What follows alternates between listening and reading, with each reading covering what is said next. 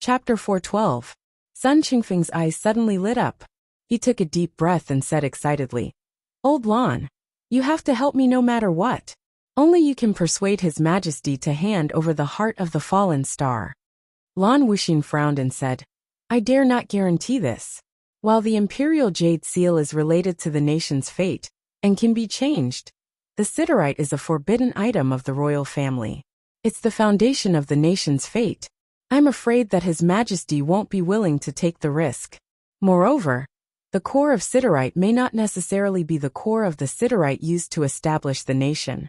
Everything is unknown, it's in between." Sun Qingfeng said anxiously, "What are you saying? As long as there are clues and directions, we should give it our all. Elder Yin is now Zio's anchor, the common forefather of the Empire of Zio. What's more, he's contributing to the Empire. How can your Majesty be reluctant to part with even a piece of meteorite? Isn't that disappointing?" Lan Wuxin said helplessly, "The problem is that this might not even exist now." Sun Qingfeng blew his beard and glared at him. "What do you mean it might not exist? I think you just can't bear to part with it. Even if it might not exist, you should at least take it out and give it a try." Lan Wuxin was speechless. Sun Qingfeng paused for a moment before continuing. Since the founding emperor borrowed the power of this meteorite to establish his empire, he must have benefited greatly from it. Since he could benefit from it, it must not be an ordinary meteorite. Since it's not an ordinary meteorite, then there's a possibility that there's another mystery in it.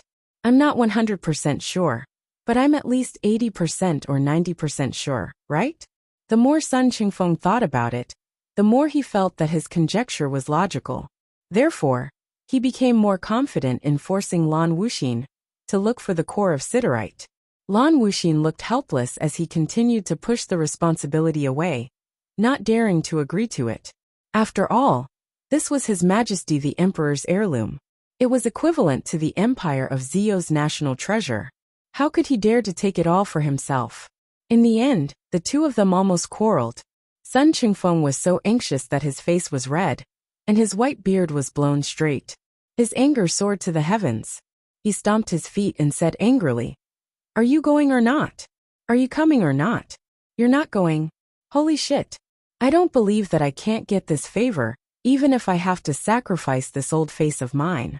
If I can't get this favor back, Zio's royal family, Zio's imperial court, and physician genius family will no longer accept patients in the future."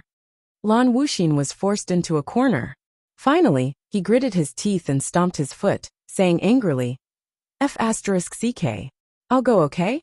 Sun Qingfeng's anger had yet to subside as he said angrily, "Your tone is obviously reluctant. It means that you've never intended to help." "Lan Wuxin, I finally met you today. It's been so many years, and I've only known you today that you're this kind of person. Ever since you became the Prime Minister of the Empire, you've lost all your humanity. Why didn't I realize that earlier? You're an ingrate. You eat and take, but you don't give anything out. You old bastard. I must have been blind to have become your brother for life. I regret it so much." Lan Wuxin was flustered as he held on to Yun Yang and whined, "Old forefather, please be the judge. When did I say that I'm not going to help? This old thing is slandering me, this old man." Recalling that it was inappropriate to address himself as an old man in front of the old forefather, he quickly corrected himself. "How far has this fellow pushed me now? How can I be such a person? This Sun Qingfeng is being unreasonable, he's a bastard. Please punish him according to his house's rules, old forefather." Sun Qingfeng was enraged as he sprung up. "Lan Wuxin, you've become a heartless and despicable ruffian ever since you became an official. How dare you punish me according to my house's rules? Has being an official turned your heart black? No wonder people say that those who are righteous are mostly those who butcher dogs, and those who are unfaithful are mostly scholars. Lan Wuxin, you've studied too much and turned your heart black. You're a sesame rice ball. Your heart is all black. You're the one with a black heart. You're the sesame rice ball. Your whole family is sesame rice balls." I'm not talking about you." Lan Wuxin was infuriated, almost spouting nonsense. "Are you King reasonable? Your father will enter the palace now. You old bastard, just you wait. When your father finds the core of siderite, I won't speak to you for 3 years. In front of their old forefather, both of them felt like they had turned into children. Even their attitudes had changed. They had even said things like, your father, old bastard, won't speak to you for 3 years. It was as if two children were fighting, and one of them was swearing, I will never play with you again. Sun Chungfeng said with a flushed face. It's fine if you don't speak to this old man. Go to the palace first. Remember to bring that thing back. Lan Wuxin slapped the table and stood up saying, I'll go then. With a huff of his beard and a flick of his sleeves, he turned to leave, slamming the door with a loud bang. Yin Yang sighed and said, Oh Chungfeng, this is really too much. You shouldn't have used the power of will from the Imperial Jade Seal. And the Siderite is the royal treasure, the foundation of the Empire of Zio. It can't simply be shown to others. Lan Wuxin, as Zio's official, is asking for the royal treasure. This is really inappropriate. Chungfeng, you've been too forceful just now. We've been brothers for so many years, there mustn't be any cracks. You're still young. You don't know how precious the bond between brothers is. Don't worry, old forefather, it won't happen. Sun Chungfeng, who had been called young, held his head high and said, If he can't even do this well, I'll cut off all ties with him. If I don't care about old forefather's matter, what else is worth risking my life for? If I don't do this well, how can I go down to meet my forefather when I'm 100 years old? I'll be scolded to death even if I die. Yin Yang smiled and said, That's possible. Demao, let's not talk about it. It's not a good habit to speak ill of a brother behind his back. Sun Chungfeng laughed as well. Old forefather, you haven't said anything yet? That night, the security at Chancellor Lan's residence was suddenly tighter than usual. His Majesty the Emperor had suddenly arrived. It was not the first time that His Majesty had come to the residence of Lan personally, but it was truly the first time that he had come not for Chancellor Lan Wuxin, but for another person's matter. The purpose of His Majesty's trip was to visit Elder Yin. It was Yin Yang's first time meeting His Majesty the Empire of Zio's Emperor. This emperor of an empire had a majestic gait, muscular physique, rosy cheeks, and spirited eyes. He naturally possessed the aura of a monarch who had descended upon the world. However, the slightly sinister aquiline nose and overly sharp eyes made Yin Yang feel that His Majesty the Emperor was not an easy person to get along with. He should be someone who was more indifferent and paranoid. It would not be an easy task to work under such a monarch. Other than having strong control, such a person's desire to control was equally strong. He would not allow anything to be out of his control. Looking at Lan Wuxin's frail appearance that did not match his age and his hunched back, Yin Yang could imagine the hardships of the officials under this overbearing monarch. This must be Elder Yin. His Majesty the Emperor was very friendly. He laughed when he saw Yin Yang. Extremely friendly. Greetings, Your Majesty. Yin Yang bowed slightly and straightened himself. With his current disguise, there was no need for him to kneel before His Majesty the Emperor. A slight bow was already giving the other party face. Elder Yin need not be so courteous. I'm only here to see old forefather. There's nothing else. His Majesty the Emperor was candid and magnanimous, as if he was approachable and courteous. Of course, this was not in Yin Yang's eyes. To Yin Yang, being approachable and courteous was never a compliment. It was a way to entice people to work themselves to death. Under Lan Wuxin's hospitality, His Majesty the Emperor sat down. His casual sitting posture gave off a very relaxed and homey vibe, showing that he did not treat Yin Yang as an outsider at all. However, once he came in and sat down on the main seat, he had already seen through all the pretense. Yin Yang could not help but feel that his evaluation of this man had gone down a notch. His Majesty the Emperor spoke, as if he was really here to take a look. After a long string of nonsensical pleasantries, he indicated that he was leaving. At the same time, he invited Yin Yang to take a look at the palace when he was free. Yin Yang agreed with a smile. He was rather wary of the old eunuch, who had always been following the emperor. This old eunuch looked rather senile with white hair. Even his body was hunched and his face was frail, as if he could die of old age at any time. However, Yin Yang could sense a lethal threat from this old man. He must be a superb expert, one who was above the peak realm, and had already reached the heaven realm. Yun-yang was deep in thought. Chapter 413. Yun-yang recalled something at once. The master that Mi Kongchuan had mentioned should be a eunuch as well. It seemed that Supreme Lord Xia of the Four Seasons Tower was Zio's Minister of Internal Affairs. Could it be this person? If it was this old fellow, it seemed that his cultivation was a bit higher than Supreme Lord Spring Frost's? Or could it be that every Supreme Lord of the Four Seasons Tower possessed a cultivation base of the Heaven Realm, and Supreme Lord Spring Frost was the weakest among the four of them? He recalled that Supreme Lord Spring Frost had been severely injured many years ago. Yun-yang thought of many things at once. As if feeling Yun-yang's stare, the old eunuch lifted his head indifferently and glanced at Yun-yang with an ashen gaze. Yun-yang nodded with a smile. The old eunuch lowered his head respectfully and followed the emperor out. Yun-yang's deific consciousness was gentle. There was a smile on his face and a warm gaze. But in his heart, he had already killed this old thing 8 times over. If it had not been for this old thing, Yun-yang might have been able to take the empire of Zio's emperor hostage and exchange him for old Dugu. However, with this old thing here, Yun-yang could not do anything at all. Yes, it was because he didn't dare to make a move. If he really made a move, not only would he have no hope of succeeding, he would even lose his life. Yun-yang, who had lost the augmentation of his manifestation powers, was only an ordinary beginner Heaven Realm cultivator. His chances of winning against a high-level expert, whose ability was unknown, were slim. Not to mention that this was the capital of an enemy nation. His Majesty did not delay any longer, and left on his own. However, the words that prompted him to leave had caught Yun-yang's attention. Your Majesty, the army in the capital region has finished gathering. This was the reason why His Majesty left. It was night. The army was gathering at night, and His Majesty was going there. What was he going to do? There was only one possibility. Go to war. The battle was about to begin. As for who he was going to fight, it was needless to say. Yun-yang's heart was heavy. Time. Being trapped here. He could imagine what kind of pressure Yutong would face if the war were to break out. He had to go back as soon as possible. Yun-yang made up his mind. When His Majesty left, he left behind 2 boxes.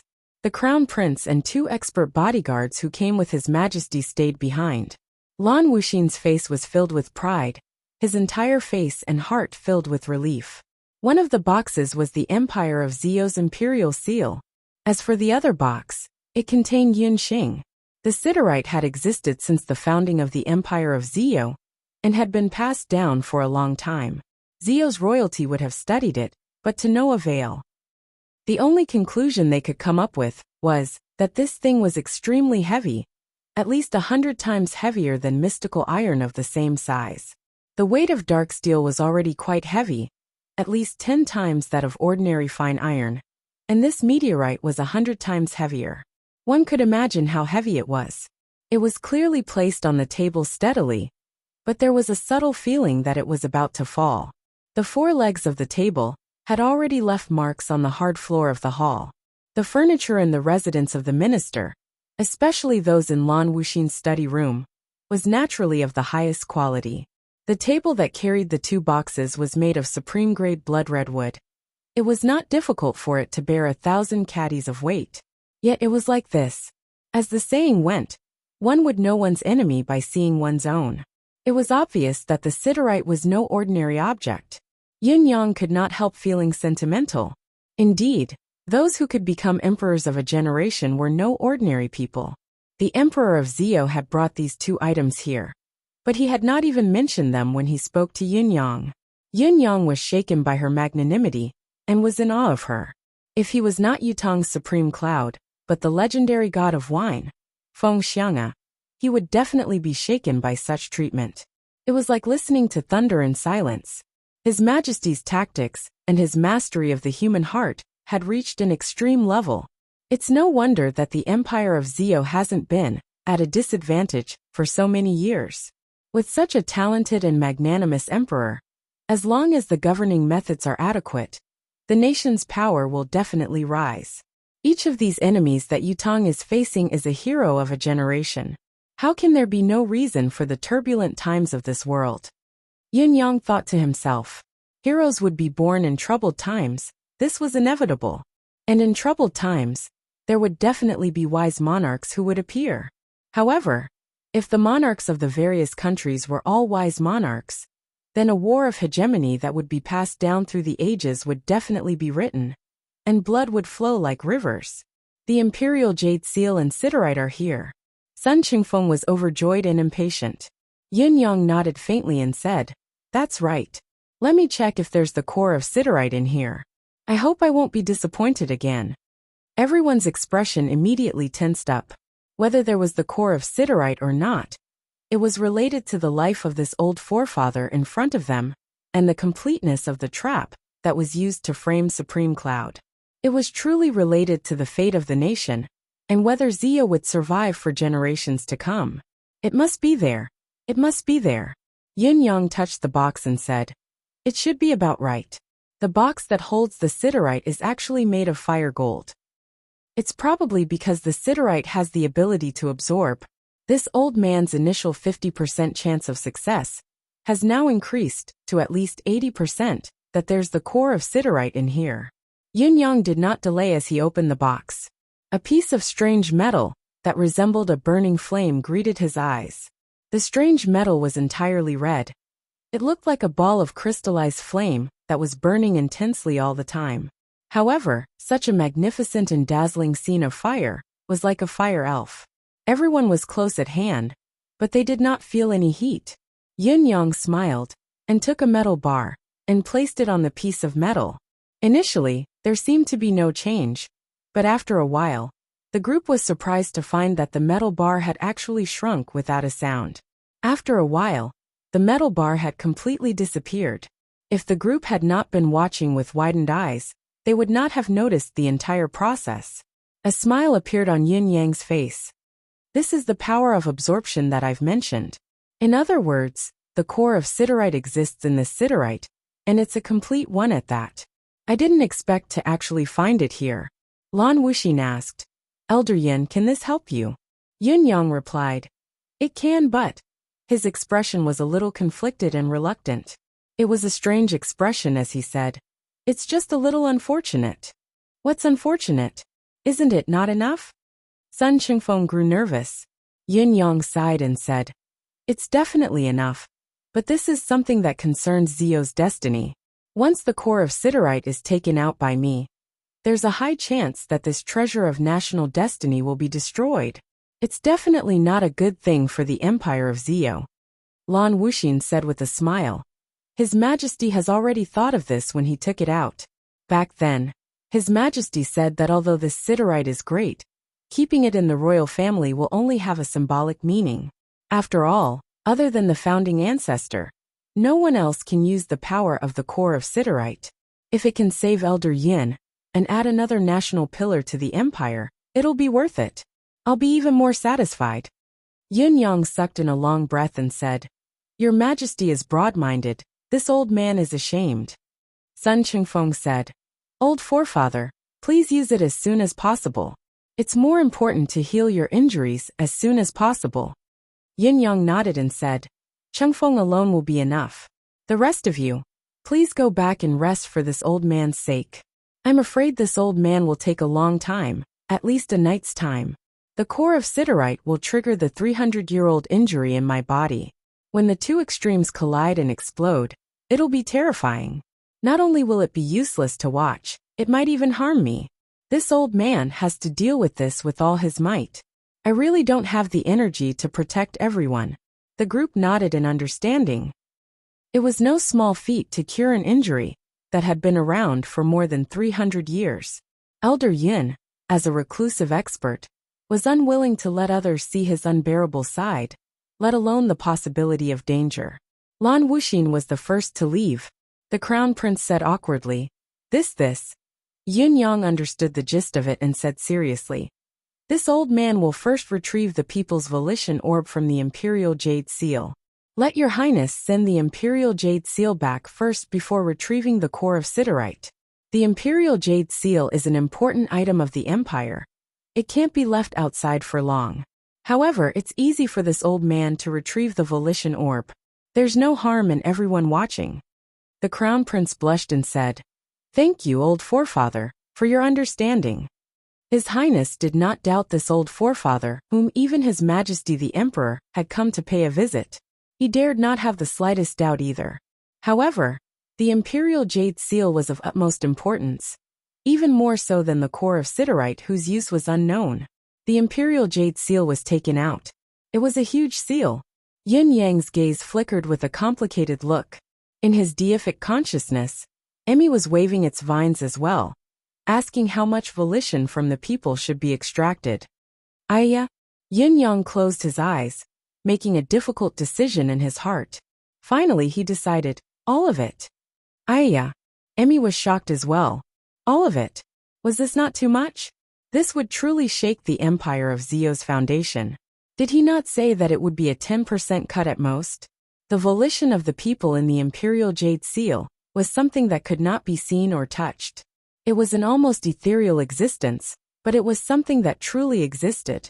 Yin Yang had not known about this at first. What he had said earlier was just a gimmick. Even the first, second and third methods were just nonsense. However, Emmy had said that it could really extract the people's volition from the imperial jade seal. The volition of the people was also a form of energy, but it was a very special kind of energy. However, the people's volition in the imperial jade seal was the accumulation of the empire of Zio for 1,000 years. Once all of it was extracted, it would mean that the empire of Zio's citizens' volition had been swept clean. In other words, once it was extracted, it would be equivalent to the empire of Zio's 1,000 years of accumulated national destiny. Something like the fate of a nation had always been a very mysterious but real thing.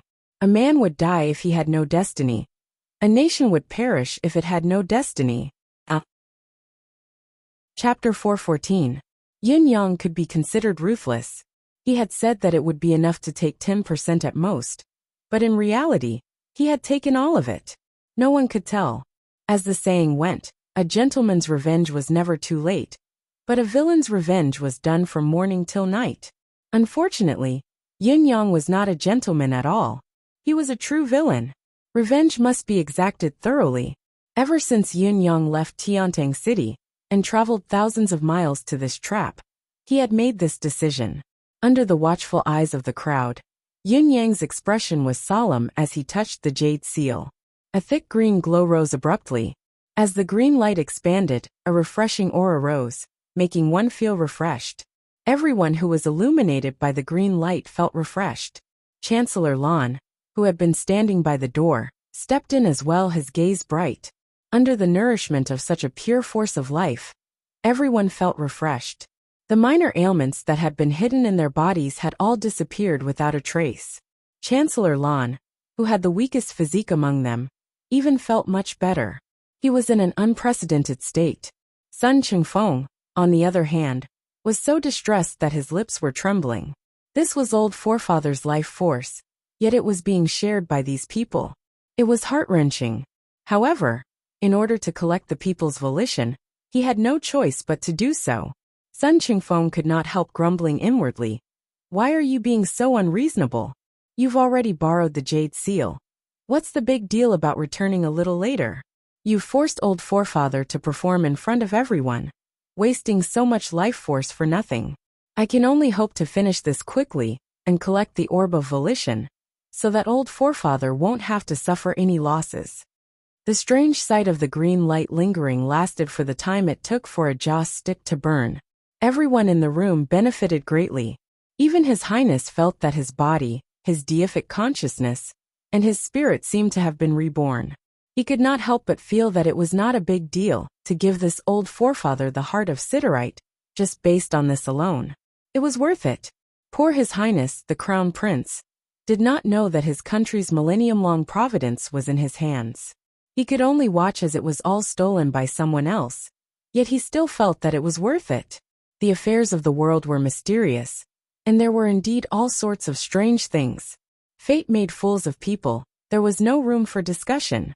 After the time it took to burn a stick of incense, Yin Yang withdrew his hand and stood up. In his palm, there was a green bead that was round and the size of a pigeon egg.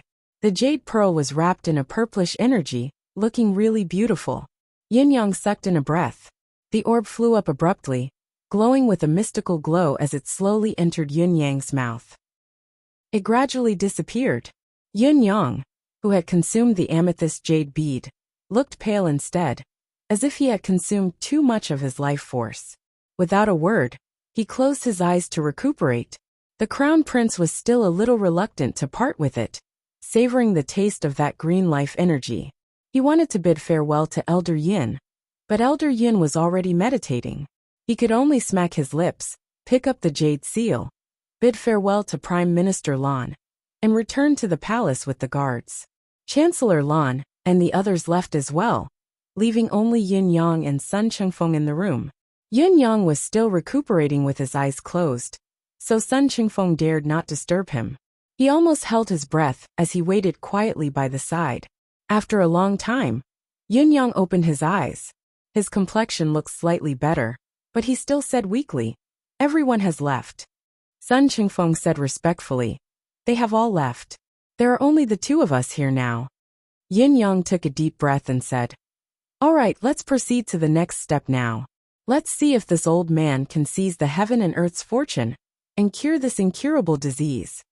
As he spoke, he stood up and focused.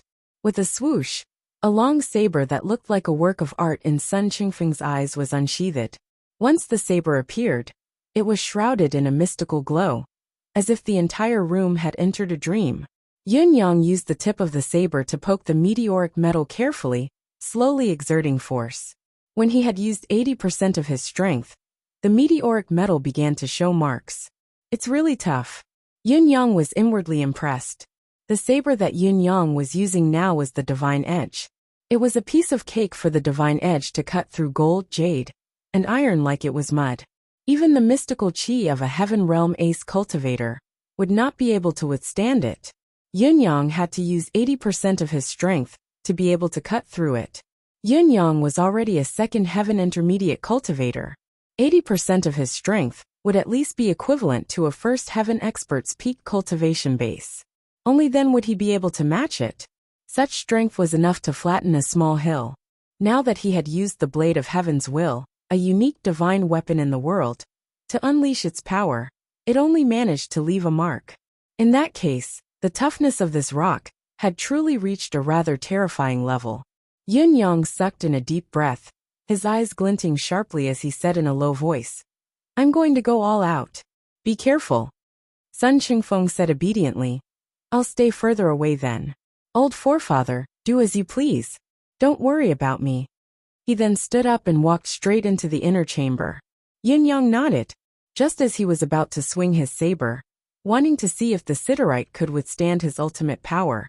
He suddenly felt a ripple in his deific consciousness space. Emmy's unprecedented excitement emanated from it. "Aya!" Yin Yang was taken aback, following the direction of his thoughts. Emmy's emerald green vine swayed wildly, its petite body twisting like a fried dough twist. "Ayaya! Ayaya! What is it so excited about?" Yin Yang was subconsciously shaken. "Is this something good?" Yin Yang asked. "Ayaya!"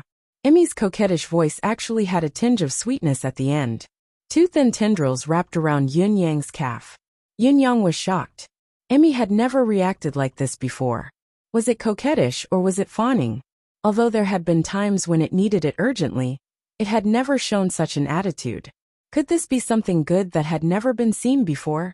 Something even better than the Imperial Jade Seal? What is this? Yin Yang's mind suddenly sprung to life. If it was something good, he had to keep some of it for himself.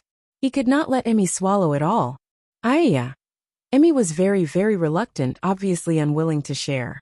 It actually wanted to keep it all to itself. This also proved that this thing was really a good thing. Emmy should be dealing with Zio's Millennium Providence that it had just obtained. That was already a very good thing. But it had actually pulled itself out and behaved in such a manner. It was enough to prove that the siderite was an even more remarkable and rare item of fantasy. "Stingy," Yin Yang said angrily. "What can you do if you give me some benefits? How can you be so stingy towards your owner? Don't you know that it's good for me that you're good for me? Do you still want to be good?" Emmy lowered its head, its leaves drooping. It looked like it was in the wrong, but it was also listless. Under Yin Yang's incessant coercion and temptation, Emmy finally began to explain itself unwillingly. You're saying that this is a complete star? You must be joking, right? Yin Yang was truly shocked now. I wonder how it fell from the sky. Does it contain a complete source of stellar energy? Aya. Emmy was rather disdainful of a certain someone's knowledge and fuss. That's not all. Yin Yang's eyes were about to pop out of their sockets. Aya. Is this the soul of a star? Yin Yang's eyes began to glow green. Emmy waved its tendrils speechlessly, whipping the air in his deific consciousness. Only the outermost heat source has been taken away? No one has touched the core inside. It's not that they don't want to, but that no one can? Yin Yang swallowed. Looking at Emmy's admission, Yin Yang finally understood what this head-sized thing was. This was really not something he could swallow. A complete star. The founding emperor of the Empire of Zio was called Zi Yunlong. Yin Yang knew this person very well. When this person founded the empire, he was unrivaled in the world, and was the publicly acknowledged unrivaled expert of Tianxian continent. Once this person struck, the flames in his moves could roast his opponent's body directly. It was incomparably domineering. What was more, if he were to strike with all his might, incinerating his opponent into a puff of smoke was as easy as a wave of his hand. That was why the reputation of the Inferno Emperor was unparalleled in the world.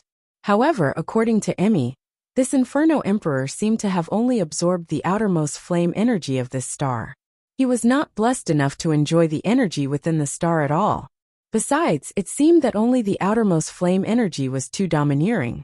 It was said that this Inferno Emperor had lost control of the flame energy in his twilight years, and suffered a backlash, ultimately dying of regret.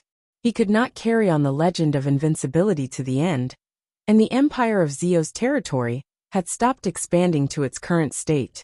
According to Emmy, this invincible Inferno Emperor had not even absorbed 1/100th of the meteorite's energy. No, Emmy corrected Yin Yang's thoughts directly. This Inferno Emperor had not even obtained a 10,000th of the meteorite's energy. He had only obtained the most superficial protection of the meteorite's outer layer. The real treasures were still kept within the meteorite. Chapter 415. In spite of it, Yin Yang could not help but be skeptical of such an explanation. It was too exaggerated and outrageous. Aside from the fact that the Flame Emperor was unparalleled and invincible, how could he have absorbed less than 1,000th of the siderite's power? Furthermore, if this siderite was actually a complete star, how could it be so small? How could a complete star fall from the sky? Emmy grew increasingly contemptuous of Yin Yang's suspicion. Aya. What? Yin Yang was enraged. You dare call me a country bumpkin? It looks like you really don't want to get better. Aya. Emmy cowered immediately, expressing that its master was not a country bumpkin after all. Yin Yang snorted, not bothering to argue with this fellow, who asked him to be so ignorant. He was quite a country bumpkin too. Besides, he could not collect the thing inside by himself. He still needed Emmy's help. It would not be too late to deal with this fellow, after he had reaped enough benefits. When that time came, he would let Emmy know why the flowers were red, and that its master should not simply call him a country bumpkin. Yin Yang was even more motivated now that he had obtained the appraisal. Raising the saber in his hand, he swung it down amidst Emmy's nervous cries. It was like a flash of lightning. Yin Yang had used 120% of his strength in this slash. He had given it his all. Following Emmy's instructions, he had shaved off a small piece of the siderite's outer skin. The purplish-red core of the siderite was exposed. It was exactly the same. Yin Yang's slash was successful. Without hesitation, he slashed left and right, forward and back, up and down. After 6 slashes, only the core of the siderite, the size of 2 fists, was left. Next, it was time for Emmy to show its prowess. An unprecedentedly rich force of vitality wrapped around Yin Yang's hands.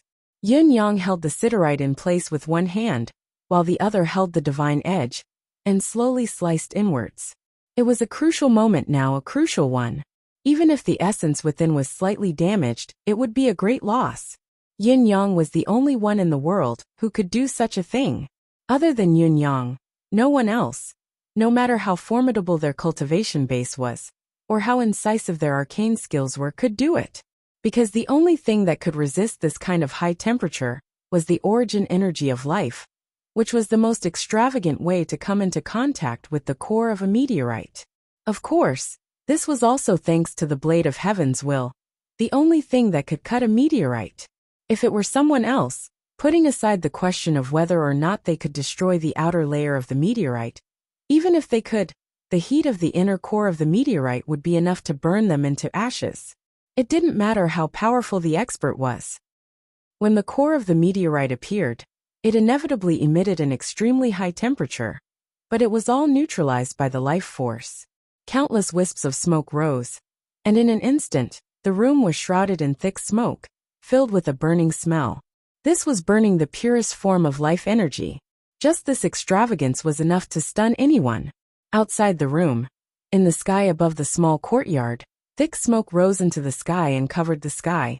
Just by looking at the smoke, one would think that half of Zilong City was on fire. In the inner chamber, Sun Qingfeng looked outside in awe. Those balls of dense life force were burning. Sun Qingfeng's beard was shaking from the heartache. Yin Yang continued to cut while Emmy unleashed its relentless output. Finally, a pale yellow glow appeared from within the meteorite, like a flowing liquid. It was crystal clear, smooth, and actually seemed to be viscous. In the next moment, a strange fragrance permeated the air. At the same time, a heavy feeling similar to the force of earth appeared. Before Yin Yang could feel it, before he could even catch a glimpse of it, the pale yellow glow that had just appeared had all disappeared.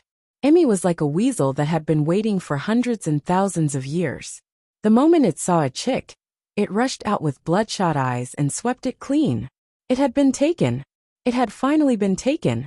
In an instant, the remnant of the meteorite dimmed, leaving only a small shell. There was a small gap on the shell. It was as big as a goose egg, but the yolk inside was gone. The outer layer that had lost its core was no longer warm. After a while, the thick smoke disappeared as well. Sun Qingfeng stood at the door of the inner chamber and asked carefully, "Old forefather, is everything all right on your side? Is everything going well?" Yin Yang immediately ordered Emmy to recover to its best state and said tiredly, "For now, I'm fine. However, my cultivation base still needs to be trained back step by step. Even if my illness is gone, it's impossible to recover the cultivation base that I've lost for 300 years in a day." Sun Qingfeng was overjoyed and said, "That's great. That's great. It's great that you're fine." Before his words echoed in the air, he rushed out impatiently and took Yin Yang's pulse. "This is amazing. This is too mystical. Truly too mystical." Sun Qingfeng clicked his tongue in wonder. Our ancestors' prescription really has the miraculous ability to seize the fortune of heaven and earth. Now, old forefather, your pulse doesn't feel like an old man at all. Your pulse now is that of an 18 or 19-year-old lad. Your heartbeat bodily functions this. The more Sun Qingfeng checked, the more surprised he was. He was grinning from ear to ear. "Old forefather, this is great. You've obviously regained your youth." Yin Yang chuckled and said, "It's considered regaining my youth in another sense. If I were to come to this city in this state, and tell others that I've lived for hundreds of years, I'd probably be beaten to death." Sun Qingfeng guffawed. "That's for sure really. If I hadn't seen it with my own eyes, I'd be the first to expose you, old forefather. Your current state from head to toe is filled with the traces of a young man. There's no sign of aging at all." Then he sighed. "It's a pity that I've recovered too late. Old forefather can't retrieve 80% of your cultivation base." Yin Yang smiled. "Foolish child, this old man has such a body now. Do I still have to worry about not being able to cultivate it back?" Sun Qingfeng smiled. "That's true. With your current state, it's nothing even if you live another 300 to 500 years. Even if you're immortal." Sun Qingfeng was very excited, wanting to go out immediately to report this good news. However, he was stopped by Yin Yang. "Wait a moment. Yes, old forefather. There's only the two of us now. Let's talk among ourselves." Yin Yang thought about it and said, "Qingfeng, do you still remember the family motto of your physician genius family?" Sun Qingfeng answered, "Of course I do. The family motto of the physician genius family. A physician should have a benevolent heart, treat the sick and save people, practice medicine to help the world and the people. Don't be tempted by profit, don't forget your original intention. Nobles and commoners are all patients. Yin Yang nodded seriously and said, Your forefather didn't tell you that you can only treat people from the empire of Zio, did he? Sun Qingfeng answered, Absolutely not. I've always traveled the world. Although I've spent more time in the empire of Zio, there's always a few years where I've been practicing medicine in other empires. A physician has never been limited by country or region. There's only the difference between a quack and a good physician. Yin Yang patted Sun Qingfeng's shoulder. Remember your forefather's words. A physician should have the heart of a parent. A physician should have the heart of the world. The physician genius family should be passed down forever. Let the whole world be able to enjoy the benevolence of the physician genius family. Those who are accomplished will help the world. You're an accomplished person in the field of medicine. You should help the people. This grandson will remember old forefathers' teachings. Sun Qingfeng accepted the teachings wholeheartedly. All right, you may leave. Yin Yang's voice was low and dreamy. If there's nothing else, I hope that you won't get involved in Zio's world hegemony. Now that the war has begun, if you want to stay out of it, it's best that you leave as soon as possible. Sun Qingfeng said in a low voice, reluctant to part. This grandson only wants to serve old forefather for a few more days. Leave tomorrow. Yin Yang sighed. The chaos has begun. My cultivation base hasn't recovered yet. I'm afraid I can't take care of you while you're here. We'll meet again in the martial world in the future. It'll be much easier for me to find you than for you to find me. Those who know you now are far more than those who know this old man. A certain someone's acting skills were getting better. The last part of his speech was actually an ancestor, who was teasing an accomplished descendant. How impressive! Sun Qingfeng was silent for a moment before he said, All right. Since old forefather has ordered, this grandson shall leave Zilong City tonight. I won't stay any longer. Yin Yang nodded in relief and patted Sun Qingfeng's shoulder. A large ball of refined air of vitality flowed into Sun Qingfeng's meridians. Sun Qingfeng turned around in shock. Old forefather, how can this be? He could feel that old forefather was truly generous this time, even exceeding the so-called generous category. This was because the energy of vitality was enough to restore his vital signs to the prime of his life. This was the immensity of the heavens and the vastness of the earth, a blessing that was akin to being reborn. It could even be said that Yin Yang's action was equivalent to giving him a brand new physical body, extending his lifespan by at least 60 years. Live a few more years if you can, Yin Yang said slowly. It can also allow the physician genius family to save a few more people in this world. A physician's benevolence is a physician's original intention. It's also a physician's original intention. Never forget it. Sun Qingfeng knelt on the ground, tears streaming down his cheeks. Chancellor Lan was overjoyed at old forefather's recovery, but he did not feel the slightest heartache over the siderite. After all, the siderite was only a symbol to the royal family. If it was given to old forefather, it could bring the dead back to life and turn stone into gold. No, it had to be at least platinum, crimson gold, or even purple gold. A great lord who could help the empire of Zio stabilize its destiny and serve as a stabilizing force was much better than a mere decoration or a symbol. How could this be considered a great bargain? The empire of Zio had gained a great bargain. Of course, Lan Wuxin would never have guessed that what the empire of Zio was giving away this time was not just a decoration or a symbol. It could create a legend of invincibility. It was a chance to soar through the 9 heavens and become a true dominator. In addition to that, it could be said that the fate and destiny of the entire empire had been wrapped up in a single package and handed over to Lan Wuxin. Chapter 416. Before Yin Yang had come to the empire of Zio and completed this round, he had never thought that he would gain so much from his improvisation due to the trap. Yin Yang even felt a little guilty. He had deceived them completely this time. First, he had become Zio's old forefather. Then he had become the nation's acknowledged anchor and pillar of support. Now, He had even taken the nation's most precious treasure. Was it a little too much? He would probably become the nation's public enemy in the future. However, after checking his deific consciousness space, Yun-Yang felt something. It would not be too much even if such a good thing happened 10 or 8 times a day. The more the better. Yun-Yang could not be blamed for his insatiable greed. He had always been a humble and cautious person, contented with what he had and never been greedy. Alas, this time, the newly obtained soul of the fallen star had brought him too many benefits, too great. The soul of Siderite was now being treated as Emmy's foundation soil in the deific consciousness space, buried under its roots. Emmy's current state was unprecedentedly healthy. The thickness of its leaves was almost as thick as a finger. The fine hair on it was clearly covered by a layer, and the leaves were almost twice their original size. There were only 3 leaves, but they were like a lotus pond that was floating in the emerald waves. It was a spectacular sight. With the help of the soul of Siderite, the power that Emmy could unleash was unprecedented. At this moment, the deific consciousness was filled with purple chi, as if it was about to rain.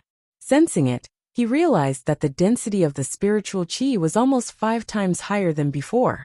In addition, this was the result of the soul of Siderite not fully unleashing its true power yet.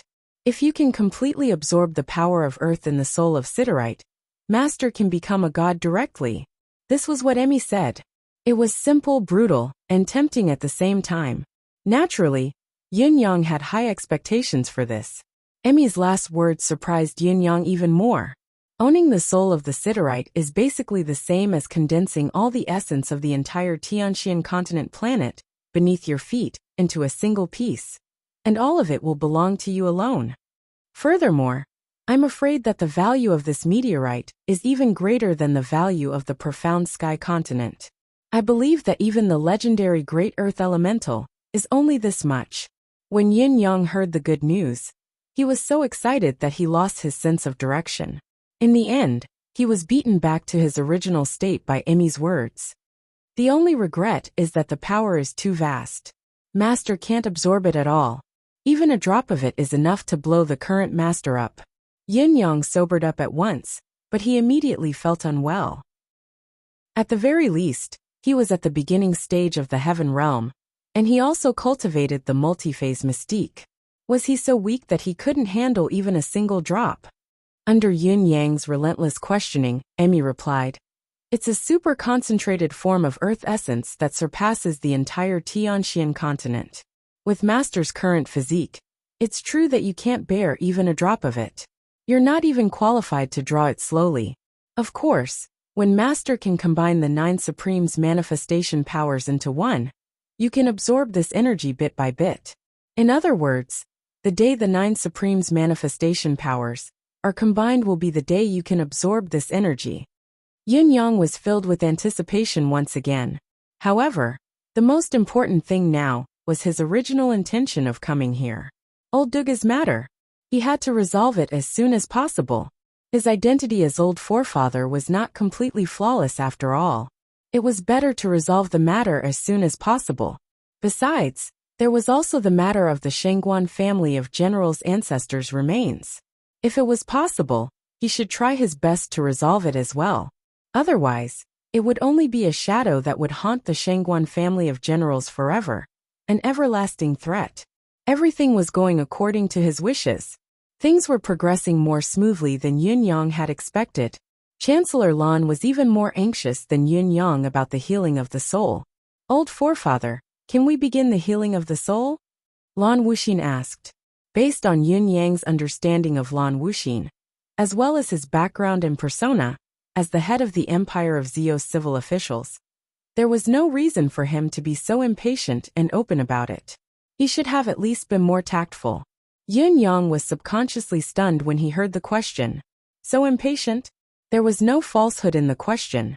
Yin-Yang's original intention was to bring up the matter of healing the soul, but he had considered whether he would appear too enthusiastic and cause unnecessary suspicion if he brought it up abruptly.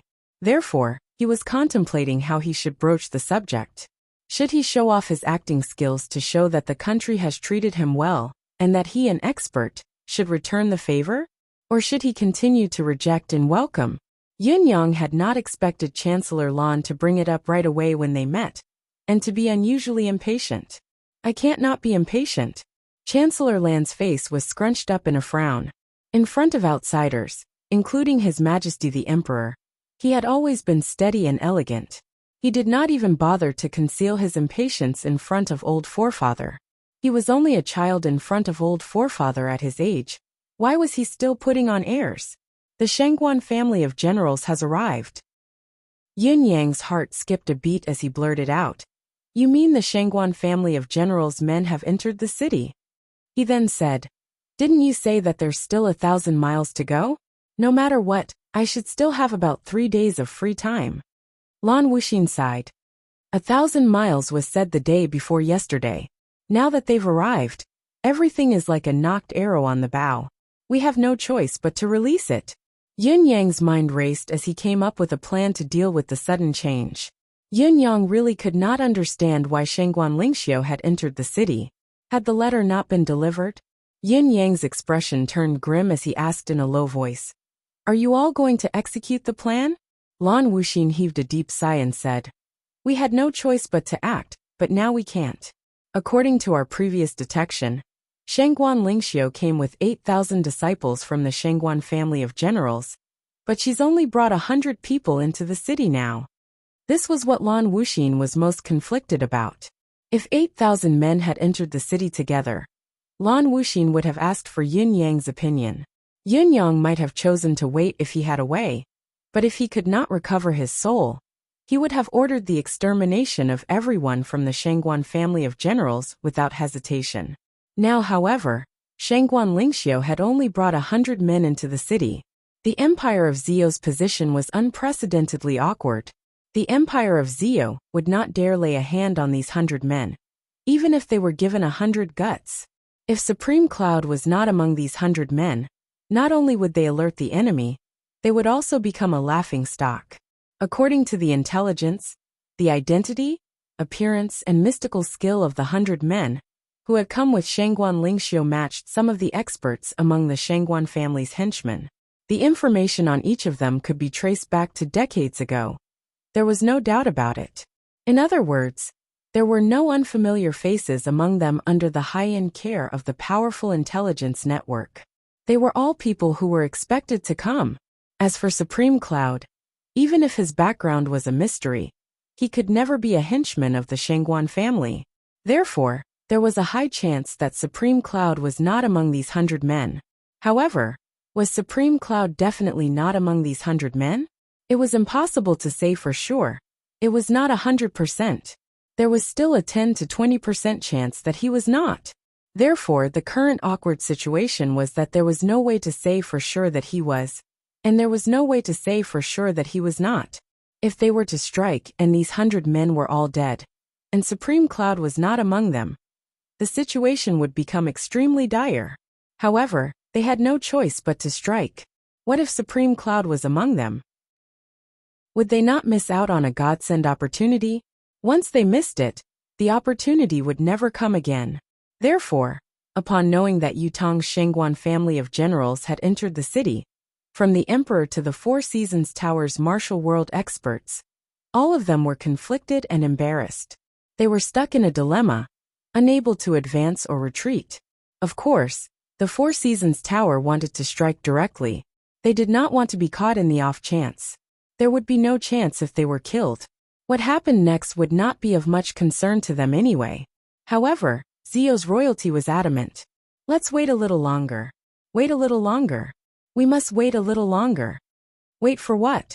Of course, it was to see if Yun Yang's old forefather could recover the assassin's soul. Therefore, Chancellor Lan was burning with anxiety. Even if he lost his composure, he had to urge them. My condition is better than expected. I can indeed give it a try now. Yin Yang frowned. Sigh. I had thought that I would still have 8 to 10 days to spare. At least 3 to 5 days later, when I have recovered a level or 2 of cultivation base. I would then proceed with this. If it has to be done today, this old man's chances aren't too high. This old man will tell you this first, Chancellor Lan. 8 to 10 days? It was impossible to wait that long. Even if it was only 3 to 5 days, it was still a dilemma. Shall we do it today then? Lan Wuxin asked eagerly. All right then. Yin Yang kept quiet for a bit, feeling rather helpless. Now? Lan Wuxin asked immediately. He was truly anxious now, no longer caring about his demeanor. He was like a child begging for candy. To Lan Wuxin, however, he was no different from a child in front of this old forefather. Acting coquettishly now was embarrassing, but as long as it was effective, it was fine. Yin Yang looked at him like he was looking at a weirdo. This fellow really did not behave like a prime minister. Lan Wuxin blushed, actually feeling like a primary school student who had done something wrong. Cough, it's really urgent. Yin Yang nodded helplessly. All right, let's do it then. Sun Qingfeng had made up his mind and said, Old forefather, your body is fine now. Just rest well from now on. This grandson shall take his leave now. Yin Yang nodded. Very well. Chapter 417. Sun Qingfeng rolled his eyes and left after bowing deeply at Yin Yang. Watching Sun Qingfeng's silhouette disappear at the entrance of the courtyard, Yin Yang was silent. Through his deific consciousness, Sun Qingfeng had left the door, picked up Lan Wuxin's token, packed his medical box, and left for the city gate. If we meet again in the future, I'll definitely return the favor. I won't ask you to acknowledge me as your ancestor for nothing, Yin Yang said quietly in his heart. Yin Yang did not have a good impression of everyone in the Empire of Zio during his trip to the Empire of Zio this time. He wanted to kill them all. However, Sun Qingfeng was the only exception. A pure healer, he was worthy of respect. Yin Yang had no choice but to make use of such a person by chance. Of course, Yin Yang would not be indifferent. As the saying went, a prophecy came true. When both of them met again in the future, they would no longer be the same person. But Yin Yang would always remember the vow he had made today. He had given Sun Qingfeng many benefits, and had sincerely called him old forefather many times. He had nothing to say when he was not capable, but when he was capable and had resources, he would naturally give benefits. Then, Yin Yang followed Lan Wuxin, who was impatient from waiting but dared not show it on his face. Along the way, Yin Yang could clearly feel that the atmosphere in Zilong City had undergone a drastic change from 2 days ago. Previously, it had been jittery and panicky, but the people's daily lives were still the same. Although it was affected, it was not too severe. Now there were almost no pedestrians on the streets as far as the eye could see. Squads of armored soldiers could be seen shuttling back and forth. Countless experts armed with sabers and swords were patrolling slowly at every corner, or even on the streets. Waves of powerful deific consciousness rippled in the air. It was as if there were no blind spots in the sky or on the ground. Not to mention Supreme Cloud, who had lost his manifestation powers. Even Ling Xiaozui and Jun Moyan would not be able to enter Zilong City without being noticed. A faint murderous aura had completely enveloped the entire Zilong City. At this moment, Zilong City was like a huge barrel of dynamite. All it needed was a spark to ignite and cause a massive explosion. Yin Yang's robes fluttered as he walked on the road, while Lan Wuxin whipped his horse and galloped beside him. Under the old forefather Yin Yang's restrained speed, Lan Wuxin's steed could barely keep up even if it sped at full speed. If it were not for him leading the way, Yin Yang would have long disappeared. On both sides were bodyguard experts. They were divided into 2 teams and advanced rapidly. In front of him was his destination, the heavenly prison of the Ministry of Justice. Yin Yang could only feel the blood in his heart surging and boiling, unable to be suppressed. There was even a faint murderous intent gathering in his eyes. Old Dugu, I'm coming. I'm here to save you and let you live a peaceful life. I'll be filial to you and let you enjoy the happiness of a family in your old age. What 7th brother Bloodlord didn't have time to do, I'll do it for him. I'll do everything. You have me for everything. In front, the chief official of the Ministry of Justice came out to greet them, but his face was pale. Lan Wuxin whipped his horse over and dismounted. He staggered and almost fell. How is it? The chief official of the Ministry of Justice looked pale. That lord is still here. No one has come near. Lan Wuxin sighed as well and said, All right. Walking to Yin Yang, he said with a pained expression. Old forefather, there's something unexpected that I didn't tell you before. Yun-yang frowned. What accident? Why didn't you just say it? It's actually one of the omissions you mentioned earlier. The unrivaled swordsman Jun Moyan is here. Lan Wuxin said with a pained expression. Since the assassin damaged himself and became a living dead, Jun Moyan has suddenly arrived and has been guarding outside the prison, not allowing anyone to come near. Yin Yang's gaze flickered. Jun Moyan? He's actually defending the assassin here? Where does he stand? Has he forgotten about his homeland? Elder Yin had just received all the help from his homeland, and was filled with nostalgia for his homeland. He was also the oldest fellow in the family, so it was only right for him to say such a thing. However, Yin Yang's true thoughts were in a whirlwind of emotions. He did not expect the variable, Jun Moyan, to be here. Would his existence alter his rescue plan, and extend it to an unpredictable direction? Jun Moyan was now the biggest accident, a variable that was completely out of his control. How could Yin Yang not be alarmed? His rescue mission to Zio this time had been full of twists and turns. There were countless accidents and variables everywhere. Although Jun Moyan was a huge variable, Yin Yang was not overly alarmed. After all, he still had the medallion of gratitude with him. Could he use it when necessary? Perhaps he could gain Jun Moyan's assistance and increase his chances of success? What Yin Yang was most worried about was whether the Four Seasons Tower's master, Mr. Nian, would suddenly appear and target the only surviving member of the Nine Supremes. Was it not within reason for the Four Seasons Tower's master to personally hold the line? Yin Yang's head was throbbing right now. Seeing that Chancellor Lan had arrived with another person, the people who were waiting in front naturally opened up a path for them. The Board of Justice's doors that had not been opened for years opened wide, and everyone entered one after another. As all of them surged in, a strand of fierce sword chi suddenly surged out from within, and it came from all directions, causing all of them to feel that ghastly coldness. As far as the eye could see, the source of the sword chi came from a small courtyard. On the surface, it seemed that there were only 5 rooms in this small courtyard. However, there was another world below. There was an underground secret chamber, which was originally the expedient and secret torture place of the Ministry of Justice. Every important criminal had to be interrogated here first. After the verdict was passed, it was decided whether or not to send them to prison. Now the Board of Justice's men could not enter this small yard. Not only the Board of Justice, everyone in the Empire of Zio, including His Majesty the Emperor, could not enter either. Other than the unconscious assassin who had been lying on the bed, there was another person here. It was this person who had turned this space into Zio's forbidden zone. Jun Moyan, one man and one sword intimidating Zio. A guard took a step forward and walked in front of the tightly shut courtyard door. He raised his voice and said, "Senior Jun, a godly doctor has arrived to treat the assassin inside. Please open the door and let the godly doctor in. If you delay, you will only delay the assassin's life." Just as his words echoed, the sword intent in the air changed abruptly. The murderous intent intensified. Everyone present who had a long sword by their waist clanged loudly without exception. It was the sudden change in the sword intent, triggering a reaction from all the swords in the world. A cold voice spoke faintly. "Divine Physician? What Divine Physician?"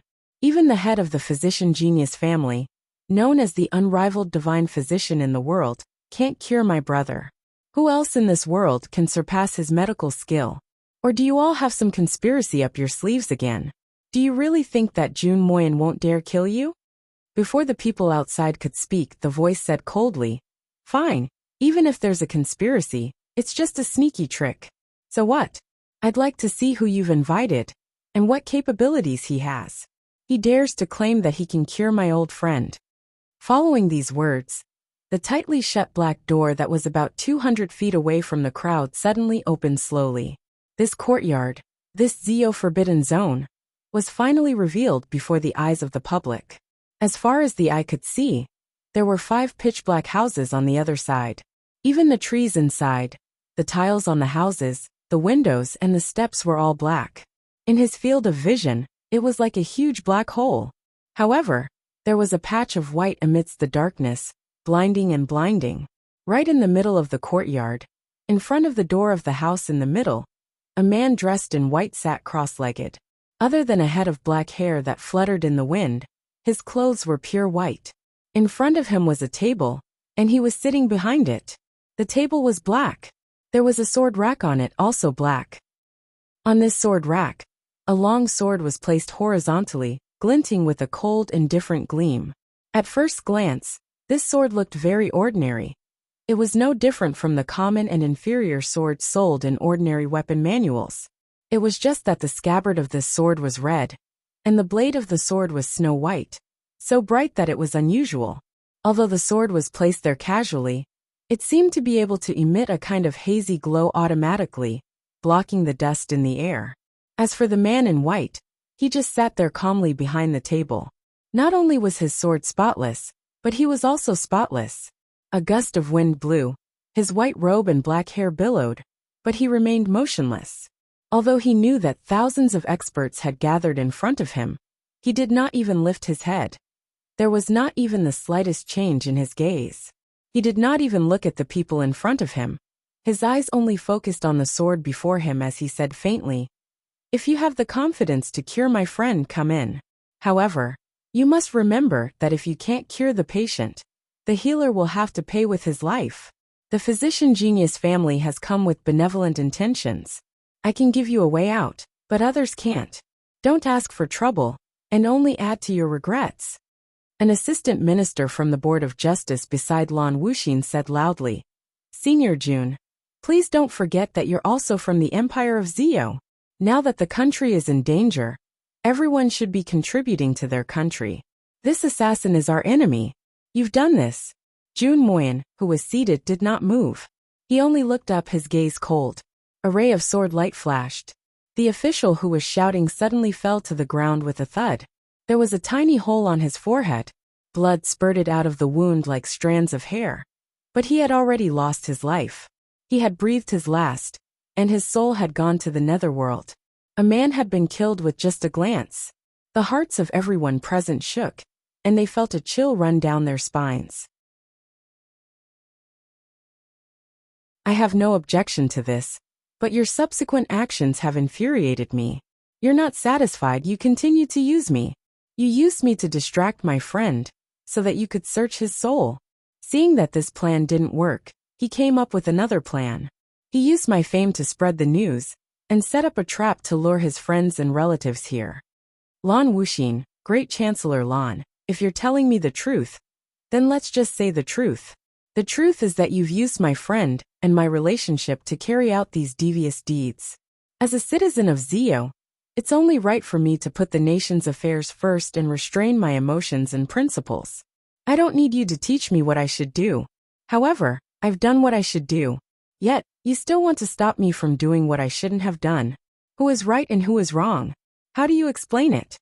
Jun Moyen's gaze was like the gleaming light of a long sword in the air. He laughed mockingly and said, "What do you take me Jun Moyen for? Until now, you still want to use the righteousness of the nation to pressure me." Jun Moyen laughed mockingly. "I don't know if you're overestimating yourselves or looking down on me.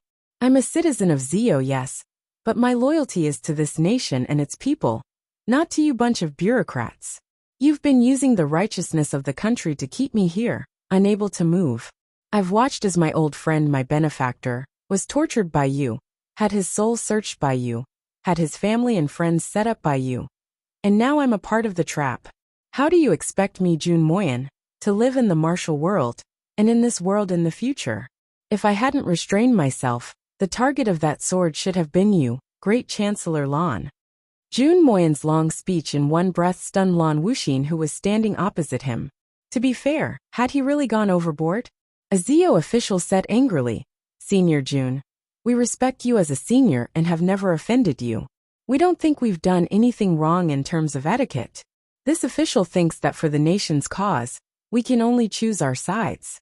Even if there are some losses and grievances, it's all within reason. There's no need to be calculative."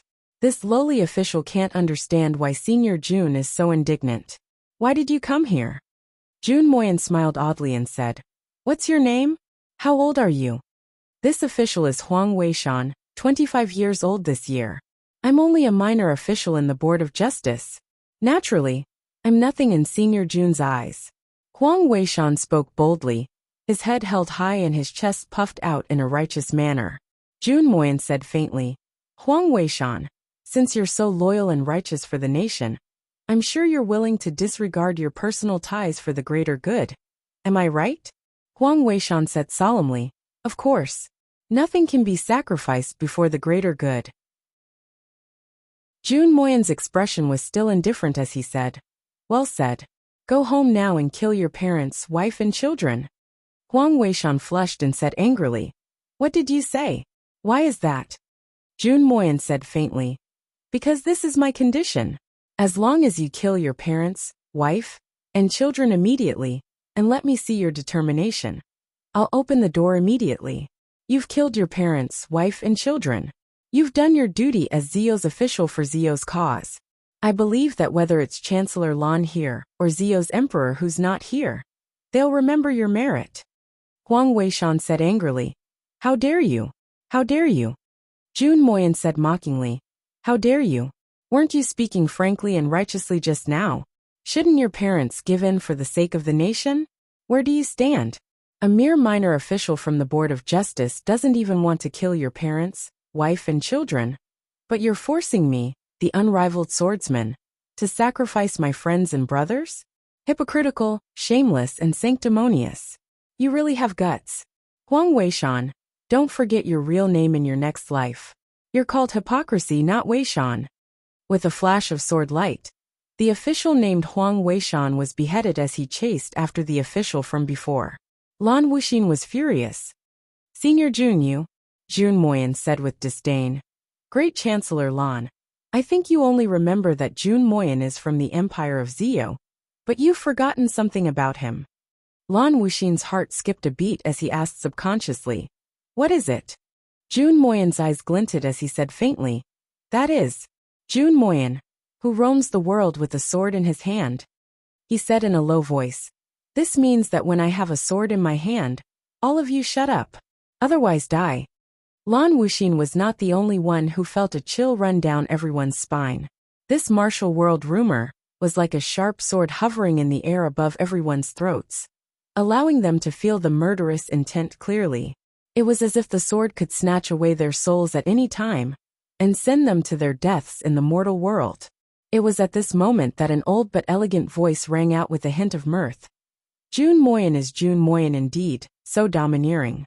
This old and useless one has lived for many years, but this is the first time I've seen it. Jun Moyan's eyes flashed with sword light. Who are you? Tell me your name. Yin Yang's green silhouette took a step forward and said, I'm the person they've asked to restore your friend's soul. Jun Moyan asked, Do you have the ability? Yin Yang smiled. Do you think I can defeat you? Jun Moyan's gaze was like a sharp sword as it scanned Yin Yang and sneered. You're not weak, but you're still not my opponent. If I wish to save your life, a single sword strike is enough. Yin Yang laughed. Isn't that simple? If I can't restore him in the end, just kill me. What's the point of saying so much? Chapter 419. Lan Wuxin heaved a long sigh of relief. He had finally made it in. There was finally hope. Finally, it was too difficult for him to reach this point. Chancellor Lan was extremely relieved, waiting for old forefather to come out and tell him that he could wait. No, there was still one more hurdle to overcome. Jun Moyan was right here. How could he send someone to search the assassin's soul after this? Would he agree? This was the most important thing right now. Lan Wuxin sighed. It was obvious that the righteousness of the nation could no longer keep Jun Moyan in check. There was only one last way left. His Majesty had to make a move personally. With His Majesty's status, he should be able to succeed. If His Majesty were to make a move personally and be rejected, then Jun Moyan's reputation in the Empire of Zio would be utterly tarnished. Any Zio citizen would despise him. Such an outcome was not what Jun Moyan would like to see, and was willing to accept. As for making a move personally, His Majesty should have long been prepared. Wait a minute. I seem to have overlooked something? What have I forgotten? Lan Wuxin frowned, racking his brain. There seemed to be something wrong. but he could not put his finger on it at the moment. The awkward feeling of not being able to put his finger on it made Chancellor Lon panic, as if something bad was about to happen. What was it that made him overlook it? Old Forefather had been in there for a long time. Yes, Old Forefather. Yes. Didn't Old Forefather say that he knew Jun Moyen? Why did Jun Moyen not feel any sense of familiarity when he saw Old Forefather now? The way they conversed, it did not seem like they were acquaintances. Well, what was going on? Lon Wuxin suddenly felt flustered. Chancellor Lon thought for a long time, and had an answer long ago. There were only two possibilities in the current situation. The first was that Old Forefather was lying, and he did not know Jun Moyen at all. As for the second possibility, Old Forefather's appearance had changed so drastically that Jun Moyen could not recognize him immediately. He probably didn't recognize me. He definitely didn't recognize me. He must not have recognized me. The poor Prime Minister mumbled vaguely to himself. He seemed to be on the edge of insanity. If something were to go wrong in this matter, not only would he be humiliated, but the entire empire of Zio would also be fooled by others. It was too serious. Absolutely not. If the change was too great, it would cause the acquaintances to not recognize each other. Yes, that must be it, that must be it. Today's Elder Yun was indeed very different from the previous Elder Yun in terms of appearance. He was simply a young man, so it was reasonable that no one could recognize him. Now Prime Minister Lon could only think along this line of thought. Yin Yang had already entered the small house. But my heart now. Jun Moyen heaved a long sigh. Yin Yang sighed as well. He could completely understand what Jun Moyen's sigh meant. The heart of a top-notch swordsman should never be flawed. Not even the tiniest bit of flaw should exist. Any kind of guilt, regret, or any other negative emotions should not exist. Once it existed, it would affect the clarity of the sword heart, and obstruct the future swordsmanship as well. In spite of this, Jun Moyen was obviously stuck between a rock and a hard place. If he were to spare his friend for the sake of friendship, it was a fact that he was born in the Empire of Zio, no matter how high his status was in the martial world. Indulging the enemy for personal reasons would make him a traitor. How could the sword heart be clear? On the other hand, if he did not save his friend when he could and watched his friend die or be tortured, it would only make his conscience even more uneasy. How could the sword heart be clear? Therefore, Yun Yang/Elder Yun's arrival could really be a chance for Jun Moyen, a chance to resolve this matter perfectly. If it weren't for him, I'd choose to stay out of the war between the two countries and the fight for world domination. Jun Moyen seemed to be confessing something. Such a confession coming from such an unparalleled expert gave Yun Yang an extremely absurd sense of incongruity. Therefore, I hope that you can really save him and bring him away safely. Jun Moyen said quietly. I won't help you escape, but I won't stop you either. From the moment you bring him away from here, Jun Moyen will no longer be in Zio. Yin Yang said faintly. In the end, I have to rely on my own strength to get out. If I can't, it has nothing to do with you even if your friend and I die in this city. Jun Moyen was silent for a moment before he said, That's right. This is the only benefit I can give you. Yin Yang chuckled. Jun Moyen, you're really a very pure swordsman. Two swords almost flew out from Jun Moyen's gaze. Watch your words. Yin Yang chuckled and fished out the medallion of gratitude from his interspatial ring. He tossed it over and said faintly, I thought this thing would be of some use, but it's just a fart. You can take it back. This useless thing can only take up space here. Jun Moyen was stunned. You're Yin Yang. Yin Yang replied brusquely. What Yin Yang? This old man is Elder Yin of the physician genius family. Jun Moyen kept the medallion of gratitude quietly and said in a low voice, As long as it doesn't involve the nation and people, I can help you with anything. Yin Yang had never been one to hold a grudge. His eyes lit up when he heard the man and said, If so, I do have something to trouble you with. Jun Moyen was speechless. Weren't you acting all high and mighty just now? Didn't you not want to talk to me? Wasn't my medallion of gratitude useless? No. Why did it change so suddenly? What is it? Tell me. As long as it doesn't involve the Empire of Zio, I'll help you complete it. Jun Moyan's medallion of gratitude will not be returned empty-handed. That's great. There are too many people from the Four Seasons Tower out there. Yun Yang said, help me kill all these people. This doesn't involve the nation or people. It's just a simple martial world vendetta, isn't it? Jun Moyan felt sick all of a sudden. Why don't I help you conquer the world then? I may not be a match for the Four Seasons Tower's experts out there if I fight them one-on-one. But if I were to fight with my life on the line, Mr. Nian and the other higher-ups will definitely appear. I'll be the one who's done for. I really can't guarantee this. Jun Moyan frowned. At most, I can only help you clean up a batch when I leave. There are only 3 or 4 people I know who are obviously from the Four Seasons Tower. I can't be sure about the rest.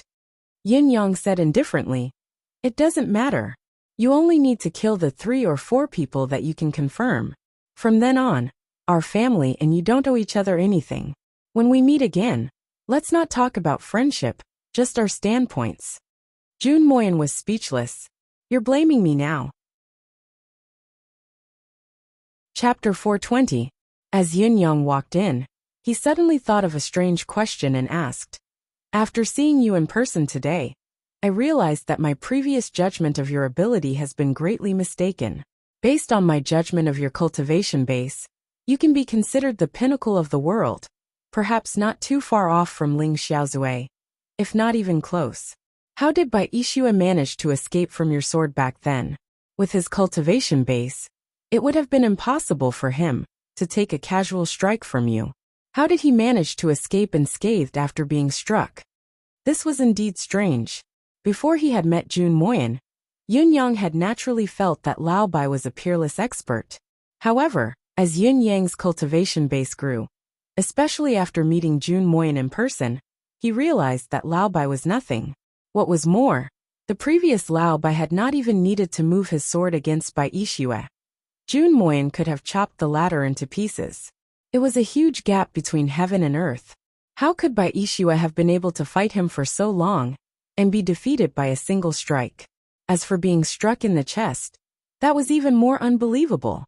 Jun Moyan said coldly, those who fight me, as long as they are not evil, I will spare their lives if they are obsessed with the sword. Bai Yixue did not die from the stab that pierced his chest, and even managed to escape. Of course, it is because of the sword energy that I injected into his organs when I stabbed him, protecting them so that his vital energy is not depleted. Naturally, he has a chance to escape. Yun Yang was dumbfounded. F***ck, could it be played this way? If you're so capable, why don't you ascend to heaven? Subconsciously he asked, why? Don't you know that nurturing a tiger will only invite calamity? It's your own fault for being devoured by it. I have to nurture him. Jun Moyan was straightforward. I'm not afraid of being devoured, but I'm afraid that I won't even have an opponent in the future. Bai Yixue can fight with me for dozens of moves, without using his mystical qi cultivation base. He's an oddity among swordsmen, worth looking forward to. King pretentious. Yun Yang cursed inwardly. Where is he? Yun Yang entered the house and looked around. There was no one there, nor was there any bed or luggage. Jun Moyan said faintly, I've concealed it with a formation. However, once this formation is opened, it can no longer be restored. Yun Yang took a deep breath and said, open it. The tone of this sentence was almost like an order. However, Jun Moyan did not say anything more. With a wave of his hand, a ray of clear light flashed past. The space was warped as if a piece of transparent glass had shattered. Then a bed appeared out of thin air. Yun Yang looked over and felt an indescribable pain in his heart. Tears gushed out of his eyes almost immediately. He took a deep breath, but the murderous intent and violence within him rose abruptly and could no longer be suppressed. Old Dugu. In Yun Yang's impression, this old man, who had always been hunched and reeking of oil and smoke with an apron tied around his waist, was now lying upright on the bed. His wounds looked like they had been treated, but they were still bloody and scarred. The old man's right leg was gone, and his left leg had been cut countless times, leaving only flesh and skin. His entire body was covered in wounds, and with a rough look, there were at least 1,000 of them. There were saber and sword marks on his face as well. One of his eyes had turned into a hole, His right hand had been chopped off at the elbow. His left hand was relatively intact, but there were still dozens of saber and sword marks on it. His chest was caved in. Who knew how many heavy blows had landed on this old man's body? The old man now looked like a broken rag doll. There was not an inch of uninjured flesh on him. This was the result of Jun Moyen's treatment. How could this be? How could this be? Yun Yang was dazed, his vision darkening as he almost fainted. Before seeing old Dugu in person, he had imagined it many times. He knew that old Dugu must have been severely injured, but he had never imagined that old Dugu's injuries would be so severe and devastating. Just looking at the wounds on his body, it was not difficult to imagine how desperately old Dugu had fought that day. It was a fighting style that had even burned the strength of the soul to the limit. Other than that, the enemies old Dugu had faced had to be at least hundreds of people, perhaps even more. The old man was lying peacefully now. There was no sign of his chest rising or falling. It was like he had passed away. He's still alive. Jun Moyen's voice was pained. But it's no different from being dead. His deific consciousness, soul, and will are all gone. The only thing left is the half a breath that I've sent in, barely keeping this broken body together. He can't even be considered breathing. How can he be saved in such a state? He sighed deeply and turned his head away, unable to bear to look at his brother's broken body. Yin Yang placed his hand on old Dugu's neck. It was only here that he could feel the old man's body still warm, and he could also feel the signs of a heartbeat after a long time. I've used countless spiritual medicines during this period of time, but the only effect was to keep him alive for this half a breath. That's all. Jun Moyen said dejectedly. Sometimes, I really want to kill him with the swing of my sword. I want him to die a quick death and leave this cruel world. But he clearly has an unfulfilled wish. His will to live is still there, he's been holding on. Instead of saying that I've helped him fight for that last breath, it's more like he's not giving up and persevering. Otherwise, even if old Dugu had fallen into the enemy's hands, he would still have the ability to end his own life. He wouldn't have waited until now. His dignity wouldn't allow him to live so pathetically. Therefore, I've used a formation to seal off this space completely. Only by doing so can old Dugu's soul not completely dissipate. Jun Moyen murmured. Yin Yang sucked in a deep breath. At this moment, he really had the urge to kill all of the empire of Zio's citizens. It was too cruel. Too cruel. Old Dugu's cultivation base can be considered a top-notch expert in the Tianxian continent. At the very least, he should be in the heaven realm. Yin Yang heard his own voice speaking. It was monotonous and emotionless. How could he be ganged up and beaten up like this with such strength? There must be some other reason behind this. Jun Moyen kept quiet for a bit and said, When I saw him earlier, I felt the medicinal power of the immortal's odium on him. It should be the drug's doing. Poisoned? Yin Yang pressed his lips together, his gaze chilling. With old Dugu's martial world experience and cautiousness, it can't be a coincidence that he was poisoned this time. An experienced martial artist like him, one who's here for assassination and revenge, should be cautious at every step. How could he be poisoned so easily? I believe that Senior Jun is also aware of this. Jun Moyen kept quiet for a long time and said, I do know. It's said that he was poisoned by Ouyang Shaoxi. His whereabouts were also leaked by Ouyang Shaoxi. Yin Yang clenched his fists and asked quietly, Ouyang Shaoxi? Why would he do such a thing? Dugu Jima and Ouyang Shaoxi were renowned assassins back in the day. This time, after Dugu Jima arrived at Zilong City, I don't know what happened, but both of them got in touch and agreed to work together. Then this is what happened, Jun Moyen said. Then what about Ouyang Shaoxi? A ball of fire burned in Yin Yang's eyes. I don't know his whereabouts and I don't know the whole story. Jun Moyen said, What I know is that he betrayed old Dugu and poisoned him. After that, this person disappeared without a trace. I had planned to look for Ouyang Shaoxi at the ends of the earth after the matter here is settled. I'd like to end this grudge for old Dugu. Jun Moyen said. No need. Please spare Ouyang Shaoxi's life. Yin Yang said coldly. Old Dugu still has his kin in this world. There's no need for an outsider to avenge this grudge.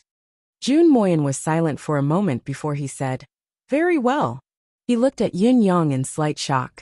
The murderous aura that Yin Yang was exuding now was enough to terrify even an expert like Jun Moyen.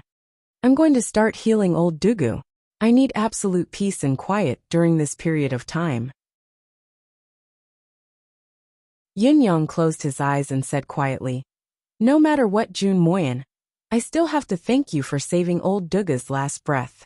Otherwise, it would have been a hopeless situation." Jun Moyen sighed. Just as he was about to speak, he realized that Yin Yang had already closed his eyes and was beginning to pour out his spiritual energy to heal old Dugu's body. Jun Moyen stood speechlessly for a moment before he turned to the door. His gaze was weak and bleak as he looked at the bleak winter scenery outside. Yin Yang's words of thanks and acknowledgement had returned to his sword heart. He had done his part after all. However, for some reason, he felt waves of coldness assaulting his heart. It was a bone-piercing chill, a coldness that could freeze one's heart. He knew that from this moment onwards, the last tie he had in this world had disappeared. From this moment onwards, his life was only his sword. However, he did not know why he felt an inexplicable sense of loneliness when he had finally reached this realm. Despite always pursuing this realm. Loneliness. How lonely? Jun Moyen heaved a sigh dejectedly. He could feel that his last friend was also leaving him. Chapter 421. Yin Yang closed the door, shutting Jun Moyen outside. Then he reached out to hold old Dugu's arm. His right arm. The only part of his body that could be held was this half of his arm. Although his left arm looked more complete than his right, the bones within were actually shattered. It could still be maintained with the support of mystical qi. But now that old Dugu was unconscious and his cultivation base was gone, it might break apart if he moved his left arm recklessly. It would be a real challenge to repair it then. As for the other parts of his body, they were mostly broken. No matter how hardened one would not be able to bear to look at it. Yin Yang was overwhelmed with grief at this moment. He could no longer hold it in as tears gushed out of his eyes. The iron-blooded man was actually shedding tears. He was extremely heartbroken and furious at the same time. His body was trembling uncontrollably. The moment he saw old Dugu, Yin Yang knew that old Dugu was in fact a dead man. Even though there was still a breath of air left, it was actually old Dugu's strong will to live. He was unwilling to give up, and was barely holding on. It was obvious that he did not want to die, or perhaps, he still had unfulfilled wishes. However, in order to deal with the enemy's soul-searching technique, he had shattered his own soul. His soul could no longer be restored, his deific consciousness disintegrated. Even if he breathed normally, he was only a walking corpse. There was no thought, no soul, no consciousness. "Father, I'm here, I'm here." Yin Yang called out in his heart. "Can you feel it? Your other son is here." Old Dugu lay there, motionless and unresponsive to Yin Yang's arrival. "Emmy! Emmy!" Yin Yang called out anxiously in his heart. "Quick, take a look. Can he still be saved?" Emmy's consciousness peeked out. The green glow had just lingered on old Dugu's body when it shrunk back in shock. Emmy was a ruthless character that had been through a lot. Strictly speaking, its knowledge was far above its owner, Yin Yang's, but it had never seen such a severely injured body. Under Yin Yang's constant urging, Emmy extended its consciousness again and examined the body for a long time before shaking its head helplessly. Emmy already knew how important this person was to Yin Yang, but it still uttered, "Aya." Yin Yang was saddened. "Is there no hope?" The green leaves drooped down. "Can you try to gather its divine soul? Even if it's only for a moment?" Yin Yang said softly, "I know that my father has been holding on and not leaving because he has something on his mind. He's waiting for me. I want to give you a chance to speak your mind. He has been holding on, waiting for me to come. He must have a lot of things to tell me, and he must have a lot of things for me to do. Emmy, I'm not asking for much.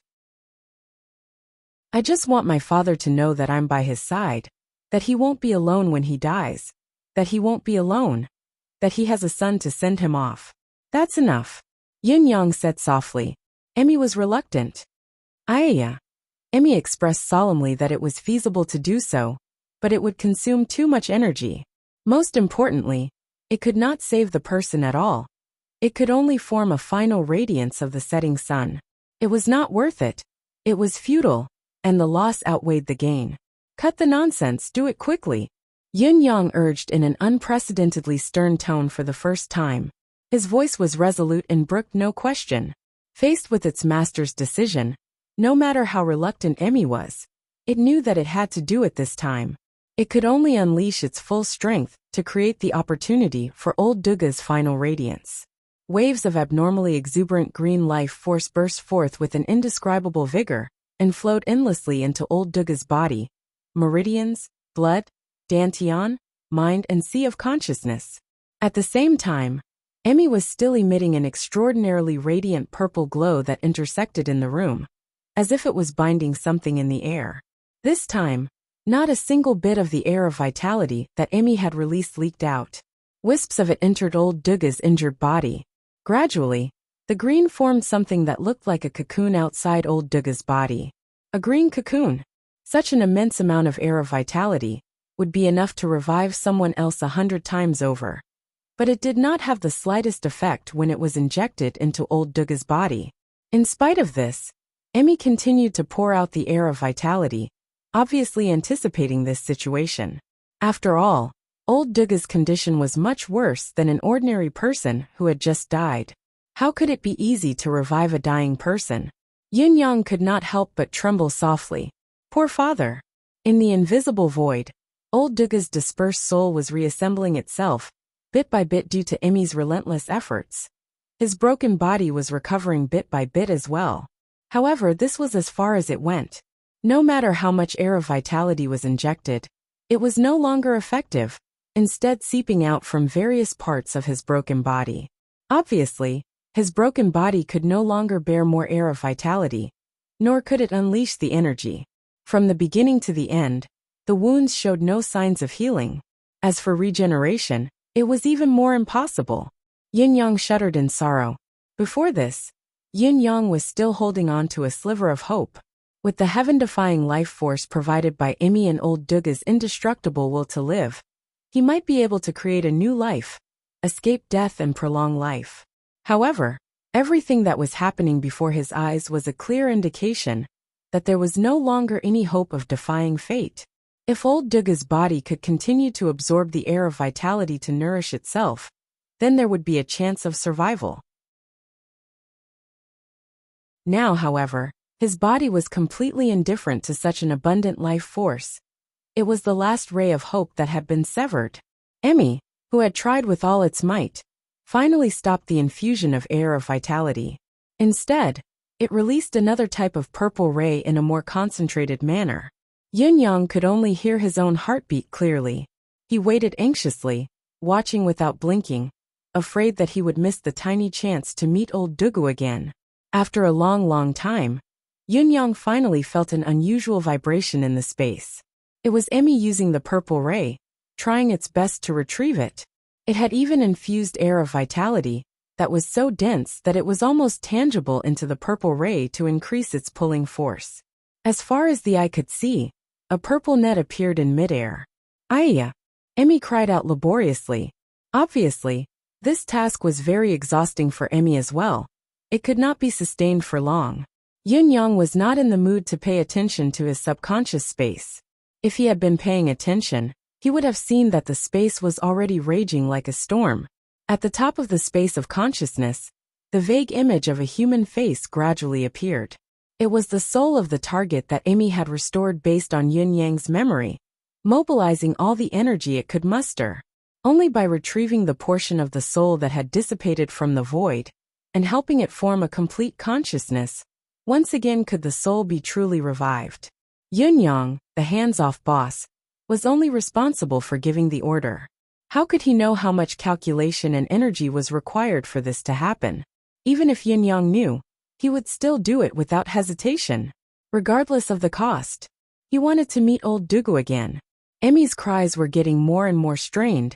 It was obvious that it was running out of energy. However, Yin Yang's eyes shone abruptly. A blurry silhouette gradually appeared in the void before Yin Yang's eyes.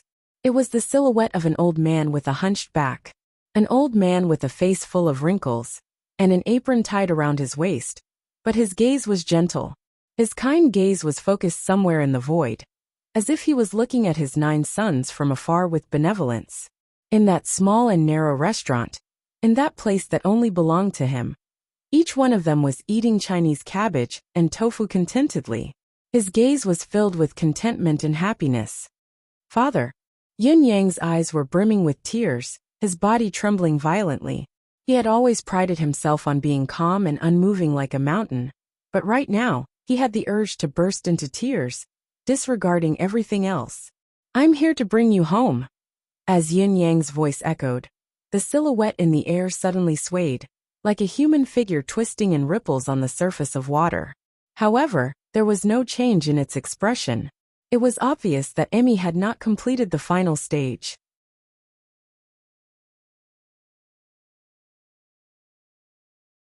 Chapter 422. At this moment, old Duga's soul had finally taken form. His gaze refocused as he looked in front of him, left and right in a daze. Finally, following Yun Yang's call, he saw Yun Yang in front of him. Then, he frowned and murmured as if he was in a dream.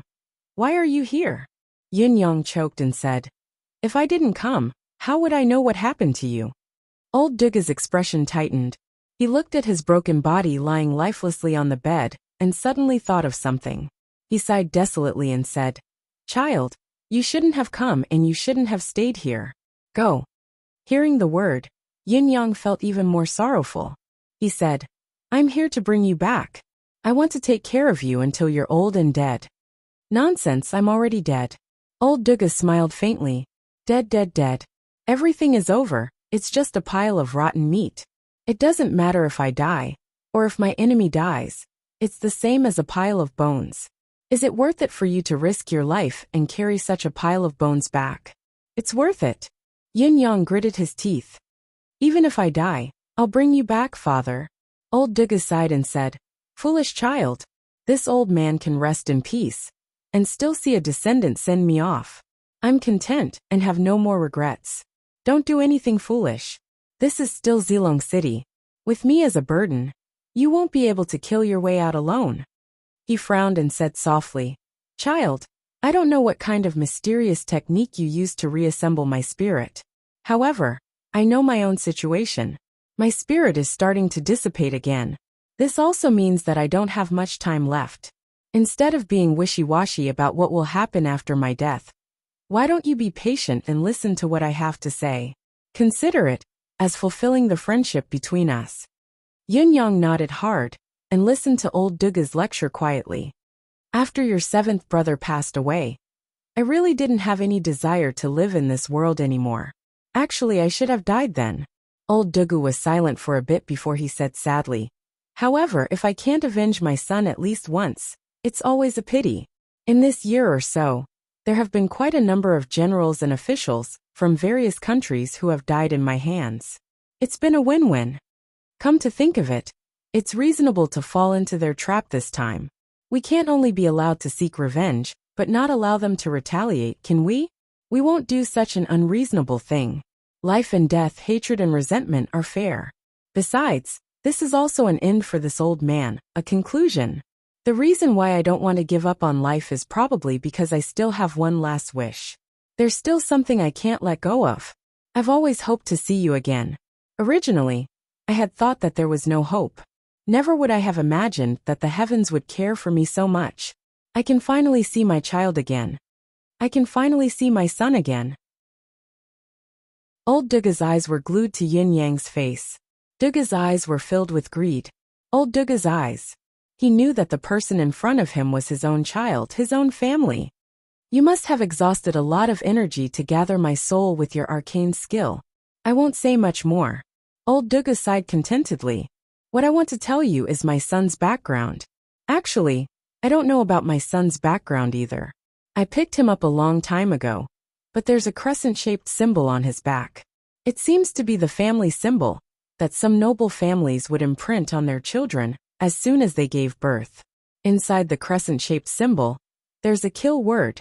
There's a horizontal stripe under the word. If you can find clues about this family, or even find his parents, child, you must remember to ask them on behalf of your brother. Why did they abandon me back then? If there's a reason, it's fine. If there isn't, you must seek justice for your brother. Such a family will never be unable to raise a child. Old Duga said softly. Yes.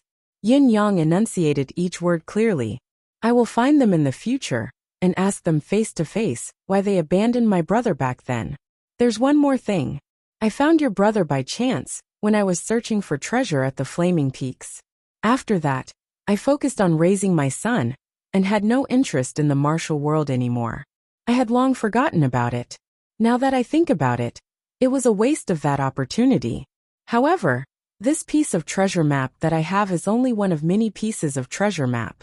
There are still many pieces that are lost in other places. However, the destination that the treasure map points to is a relic that existed tens of thousands of years ago. Inside this relic, there is a heavenly secret that can seize the fortune of heaven and earth. Those who are fated to enter this relic can ascend to godhood immediately. To be immortal. To be immortal. I originally kept this map in the jade pendant that I carried with me everywhere I went. However, because of this map, I was framed by someone and ended up where I am today. Now this map has fallen into the hands of Ouyang Shaoxi. If you have the time in the future, remember to find a chance to kill Ouyang Shaoxi and take back our family's belongings. It's one thing to forget about our family's belongings, but it's another to have it taken away by someone else. Yun Yang swore. This child will tear Ouyang Shaoxi into pieces and torture his soul for 100 years. I won't let him die so easily. Old Duga's body swayed abruptly, his silhouette turning illusory once again. Emmy hurriedly increased its output in an attempt to stabilize him, but it realized that it could no longer help him. He had completely lost control, and was crying out in panic. Yun Yang was anxious as well. Helpless, he channeled the endless divine art to Old Duga's body with all his might. However, even Emmy's air of vitality was futile. Yun Yang's shallow cultivation base of the endless divine art was futile as well. As the person directly involved, Old Duga naturally felt it as well. He smiled faintly and said, Child, I've thought that when all of you have conquered the world and found yourselves wives and children, I would visit each family one by one and live my days in peace. It's a pity that this old man is destined not to be able to see it. When you find a wife and children in the future, don't forget to burn an incense to the heavens and tell this old man.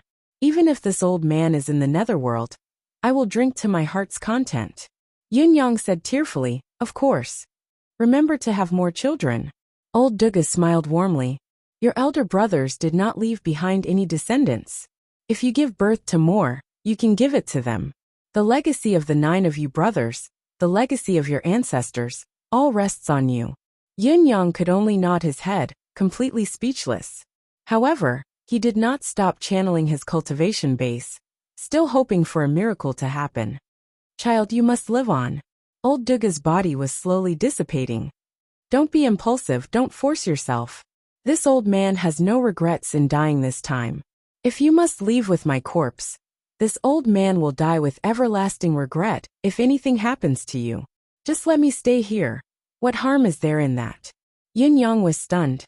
He finally stopped channeling his cultivation base, because he knew that it was a fact that there was nothing he could do to turn the situation around.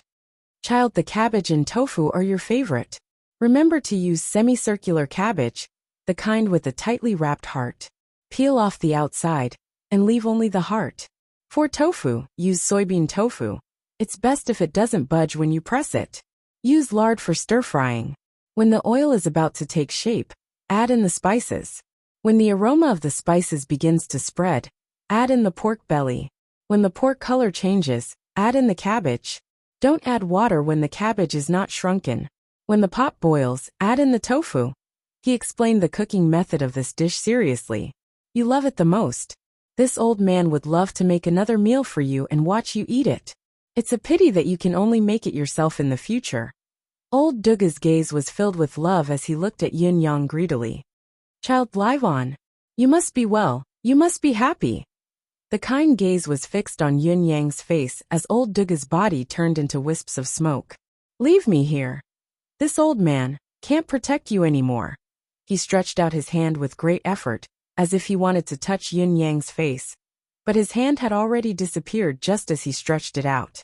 Yun Yang hurriedly moved his face closer. However, the afterimage on the other side swayed in the air for a moment, and then completely disappeared.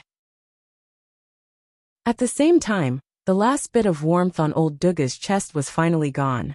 His soul had gone to the Nine Springs, not betraying the human realm.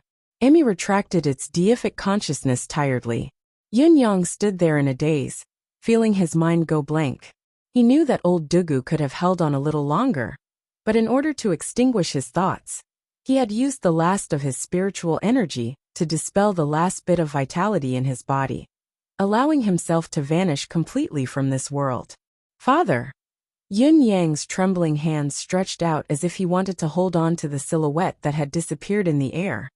But he could only grab a handful of nothingness. The door opened. Jun Moyen was still standing at the door, his gaze even more complicated than before. Has old Duga gone? Yun Yang still felt like his mind was filled with thunder and lightning. His mind was a complete blank. He actually did not hear what Jun Moyen was saying. He felt chills all over his body, his heart sinking. He suddenly felt like he was the only one left in this vast world. Looking around, there was only loneliness. His brothers had gone. Sister Yu had gone. After Sister Yu and Yun Zuiyu, old Dugo had left as well. Yin Yang's last kin in this world was gone as well. He had left his life behind just like that. Yin Yang was already standing in front of his body, but he could not save his life. He had traveled tens of thousands of miles, crossed thousands of mountains and rivers, plotted and plotted, but in the end, this was the only ending he could get. He even had to give up on old Duga's body, due to the circumstances. Unable to bury him in his hometown. Was he really going to give up and compromise? Yun Yang felt like his heart was about to explode, a wave of hysterical emotions surging within him. No, I will never give up.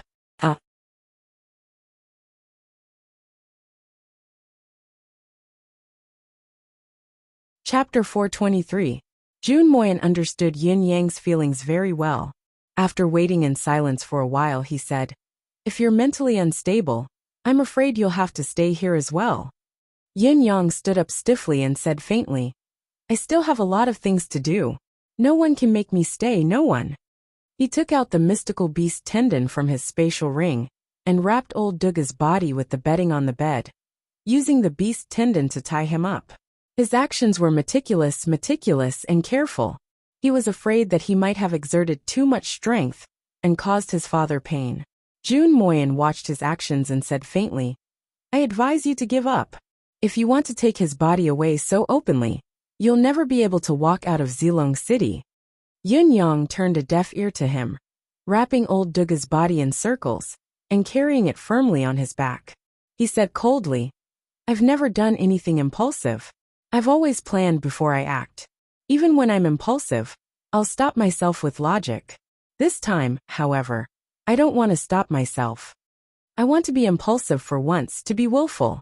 Yin Yang said quietly, "Because this is old Dugu. I have to do this. Although he'd rather die than for me to do this, I have to do it." Yin Yang's eyes seemed to be burning with fire. "Unfortunately, I can't help you." Jun Moyen said, "I'm very sorry. I can only leave this place before you step out of the room. Not helping either side is the limit of what I can do." Yin Yang said indifferently, "You've done enough. I'm very grateful. If we meet again in the future, I'll return the favor." A smile appeared on Jun Moyen's face that was like an ice sculpture. "No need. Although I won't help you, I'll still fulfill the Medallion of Gratitude's request." As he finished speaking, he turned and left, a step ahead of Yun Yang. The moment Jun Moyen turned, a ball of mist burst from his eyes and disappeared immediately. Just as the tears formed, they were evaporated by mystical qi. "Old brother, you're leaving." Jun Moyen's expression was still cold as he thought to himself, "Allow me to send you off." Lan Wuxin and the rest were already anxious from the wait. Although they had seen Jun Moyen come and go, who dared to question him? Anyone could see that this man was obviously in a bad mood. He was in a very bad mood. If he was killed because he asked about the progress, that would be the greatest injustice in the world. The experts from the Four Seasons Tower, on the other hand, were glowing. Their gazes were focused on Jun Moyen, eager to give it a try. The number one swordsman in the world. This was the legendary number one swordsman in the world. If he could defeat or even kill him, how glorious would that be? It was a case of people disliking the former for the former's high status, and snatching the former's honor from the latter. It was a pity that Supreme Cloud's trap was here.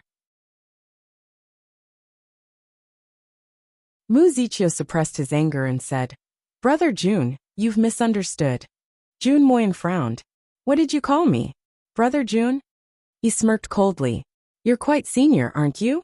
How dare you make me your equal? Are you trying to provoke me in broad daylight? If you want to go against me, just do it. There's no need to beat around the bush. Even a clay figurine would have a temper." What was more, Mu Ziqiu was also an all-powerful pinnacle expert, and one of the Four Seasons Tower's magnates. He could no longer suppress his temper and said angrily, "If I don't call you Brother Jun, am I supposed to call you Lord Jun?" Jun Moyan snorted and said with a roll of his eyes, "You should call me Lord Jun.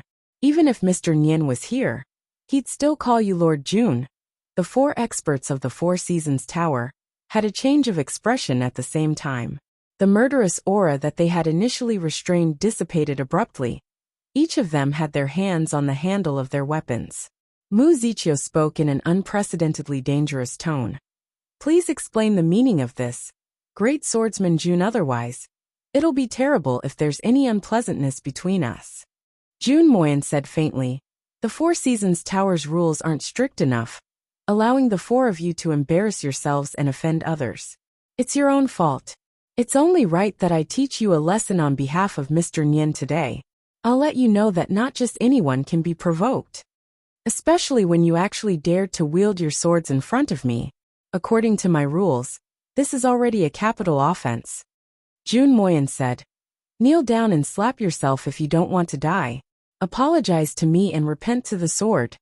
Mu Ziqiu and the others were now certain that this fellow had come out to look for trouble. He was looking for trouble on purpose. Creating something out of nothing, and picking bones out of an egg, was not as picky as he was. It was most likely that he had nowhere to vent his frustrations, and had turned his attention to the four of them. The four Heaven Realm cultivators had actually been reduced to a punching bag for someone else. How could they not be infuriated? "Jun Moyan, what are you doing?" Mu Ziqiu's pupils shrunk. His dry and long fingers pressed tightly on the handle of his sword, gripping it tightly. As the words of caution left his mouth, Mu Ziqiu's mystical qi surged like a great river. A person's reputation was like a tree's shadow. Even though Mu Ziqiu thought highly of himself, he still had no confidence in facing the world's unrivaled swordsman. Of course, at the same time, there was anticipation and confidence. He had been anticipating the battle with Jun Moyan, confident that he could defeat the latter. Even if he could not do it alone, he had the support of three experts. With the four of them working together, they should be able to take down the world's unrivaled swordsman. Jun Moyan chuckled. "Dare? What for? Do I f *CKU? You're pretty confident, aren't you? Are you always getting screwed by others? Not only are you confident, you're also very capable. Why else would you provoke me? Being screwed by the world's unrivaled swordsman. It's a lifetime's glory, enough for you to brag about for the rest of your life." Mu Ziqiu felt an inexplicable rage rush to his brain. Without further ado, he hollered and attacked. The sword light had already turned into a rainbow that streaked across the sky, moving at an incredible speed. "How dare you attack me for real?" Jun Moyan hollered.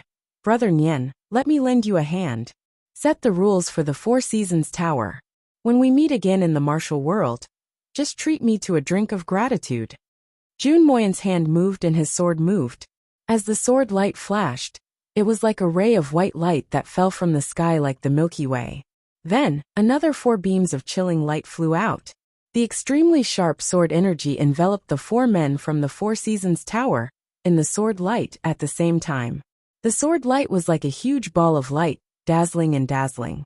When the people outside looked over, they were dazzled. The 4 men and Jun Moyan could no longer be seen.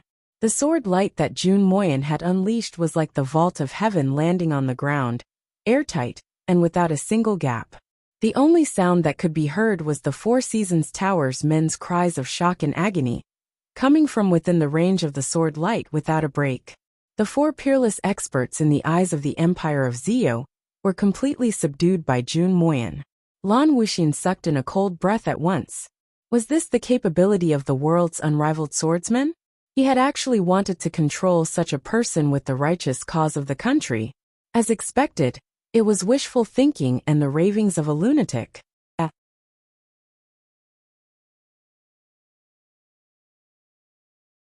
Chapter 424. Lan Wuxin then remembered something. What was going on? Why were they fighting?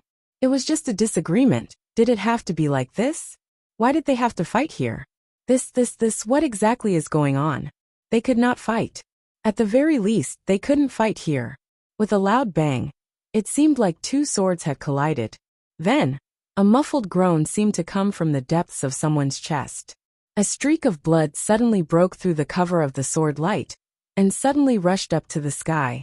In the next moment, a silhouette stumbled and spun as he retreated. With each turn, there was more blood around him.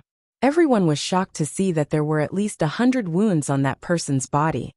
And blood was still spurting out from every wound. When that person staggered to his feet, his face was already as pale as snow.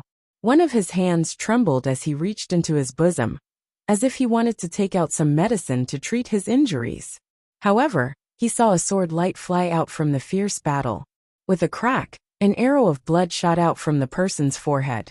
The blood was mixed with white brain matter, and it gave off steam.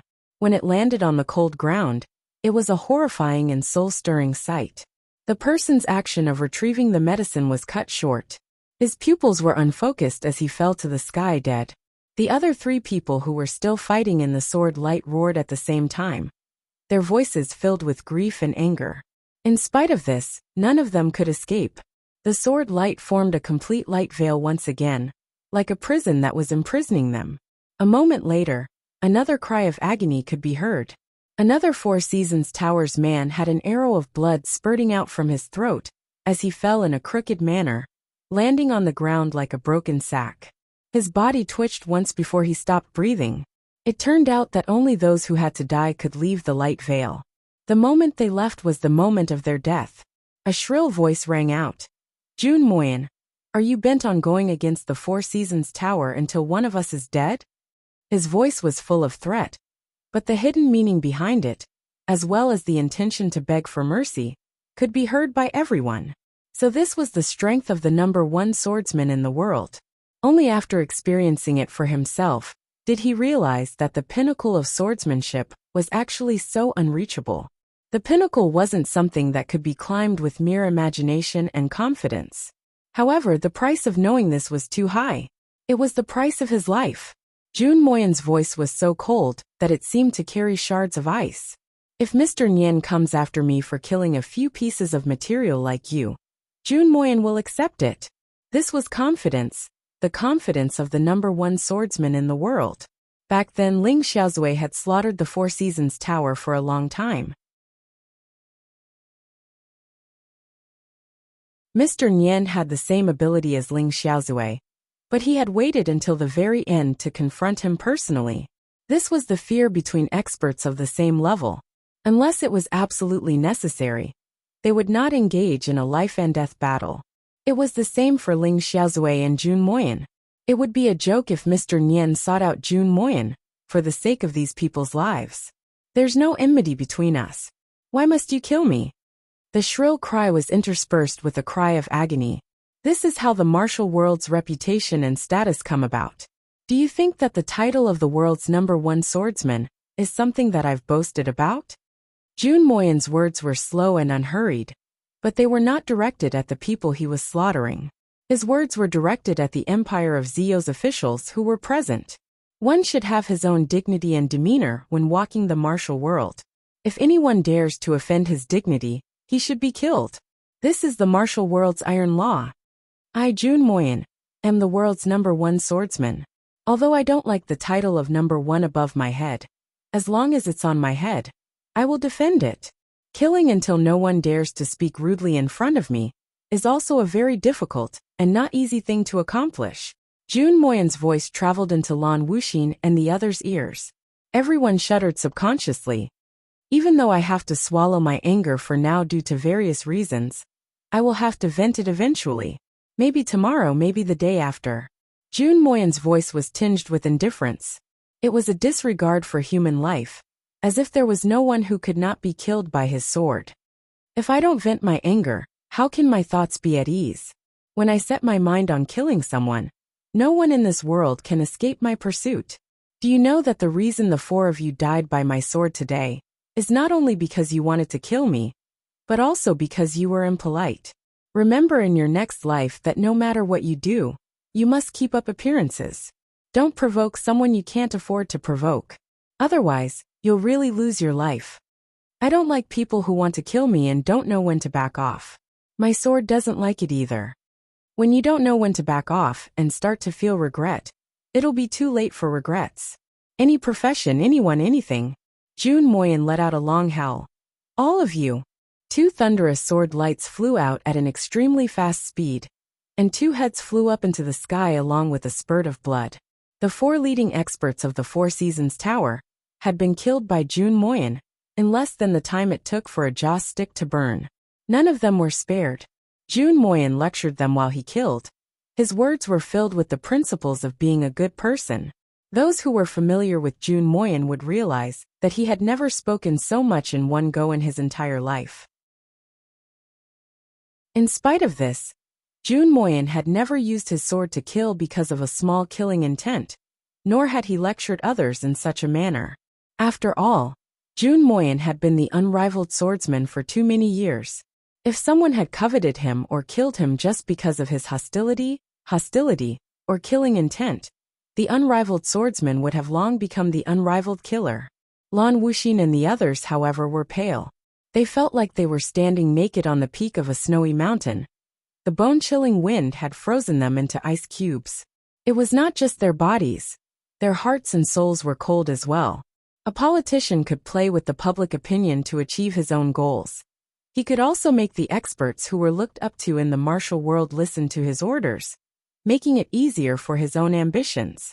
However, after all these things were done, could the politicians really resist the revenge of these forces?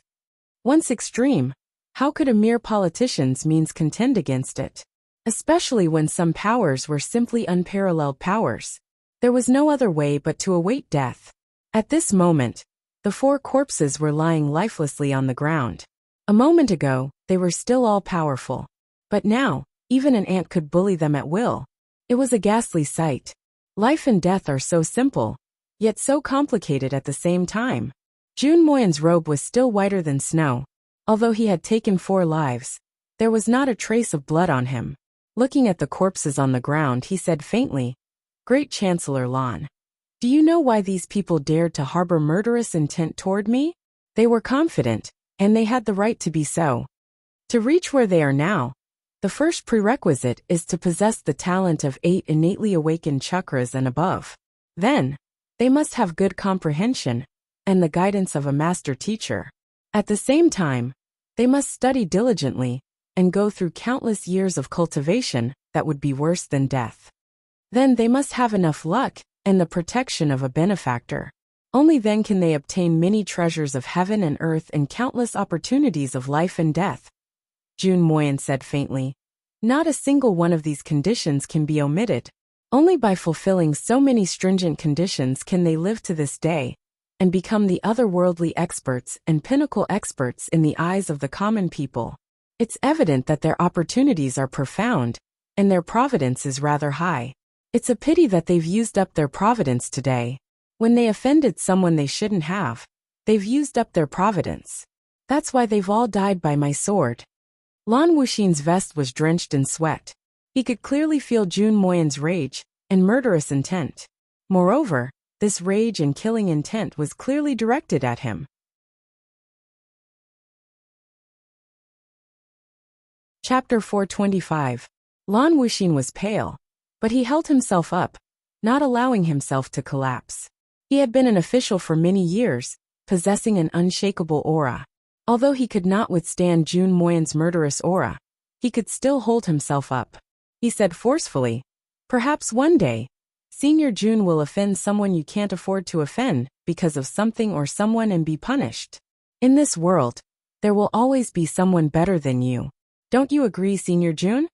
Jun Moyen guffawed and said, "That's right. This is the truth, how can it not be? It's just a pity that I haven't met someone who can punish me until now. If I do, I'll definitely report to Chancellor Lan that I, Jun Moyen, have met the person that Chancellor Lan hopes I'll meet, to make you happy." Lan Wuxin's face was even paler. The meaning behind Jun Moyen's words was as sharp as a sword. "If there's a day when I'm about to die, I'll drag you, Lan Wuxin, down with me before I die. We'll go to the netherworld together laughing." Lan Wuxin suddenly felt an indescribable regret for forcing Jun Moyen under the guise of national justice. If he had known that Jun Moyen was such a lawless and powerful desperado, why would he have threatened him? Wasn't he just making things difficult for himself? Jun Moyen guffawed and recited leisurely, "One who roams the world, one sword in hand, Jun Moyen, ends the worldly affairs today, happy in the martial world." Before his words echoed in the air, he suddenly rose into the air, his white robe fluttering. Standing in midair, he said softly, "Brother, I'm leaving."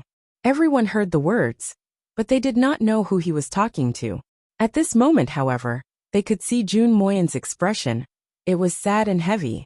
Jun Moyen stayed in the air for a long time, as if he was reminiscing about something, as if he was recalling something. Suddenly, a thunderous sword hum reverberated in the air. A ray of sword light shot up into the sky. It was only a flash, and Jun Moyen's handsome silhouette in white had disappeared without a trace. It was only then that Lan Wuxin broke out in cold sweat. His face turned waxy yellow, but he heaved a long sigh of relief in his heart. This malefic was finally gone. It's good that he's gone. As long as we don't use any excuses to oppress you or coerce you to do anything, we won't have any connection with each other, and we won't meet again. I sincerely hope that you, Jun Moyen, will never set foot in Zilong City ever again." It was then that Lan Wuxin realized that the door to the small yard had opened again. Elder Yin, who he had been looking forward to, walked out step by step. His expression was very strange, or rather very odd. "Elder Yun." Lan Wuxin felt an inexplicable sense of panic. His instinct to seek fortune and avoid danger prevented him from going forward. Instead, he took a few steps back and called out from afar, How are you?" Yin Yang heaved a long sigh and said, "The assassin's condition is not good. This old man's recovery of his soul has been effective, but his body is still broken. He's only hanging on by a thread now and won't die anytime soon. I need to bring him back for further treatment, or else." "Bring him back? Treat him properly." Lan Wuxin's eyes were as wide as they could be. "How could I let you bring it back? He's a national criminal. What we're asking for isn't to save that person's life, but the secret in his heart." On the other side, countless officials from the Empire of Zio were so shocked that their eyeballs were about to pop out of their sockets. Well, what was going on? Why does it feel like there's something wrong with it? "Lord Chancellor, be careful." The two guards of Lan Wuxin were top-notch experts as well. Out of a martial artist's instinct, they suddenly felt the sudden surge of murderous intent from Yun Yang. It was directed at Lan Wuxin. Both of them stood in front of Lan Wuxin, unsheathing their sabers and swords at the same time to defend against the sudden killing intent. The experts on the side reacted swiftly as well, filling in the gaps immediately and surrounding Lan Wuxin like an impenetrable fortress. Yun Yang had wanted to ambush Lan Wuxin and kill him in one fell swoop. If he succeeded, the entire Zio would be plunged into chaos. However, the other party's guards were alerted, and the situation had changed. Yun Yang's manifestation powers were no longer in effect, and most of his trump cards could not be unleashed. He could only give up on this great temptation and said faintly, "Even if it's a national criminal, we can only talk about the aftermath if he's alive. How can we interrogate him if he doesn't recover a little?" In spite of this, the people who heard the explanation could still clearly feel that Elder Yun's words were unusually cold. It was a reasonable explanation, but why did it feel so insincere? Besides, you're carrying the assassin on your back. It's obvious that you're going to take him away even if you don't agree. Lan Wuxin stared at Yun Yang in a daze. Looking at his resolute, icy expression and eyes that were filled with murderous intent and rage, he felt his heart sink. He said hopelessly, You're not Feng Xiang. You're a spy. Lan Wuxin finally understood. However, this realization made him want to die. When he said these words, he almost wanted to vomit a mouthful of blood to relieve the frustration in his heart. Whenever he thought of how he had been acting like a grandson in front of this spy for so long, he felt extremely annoyed.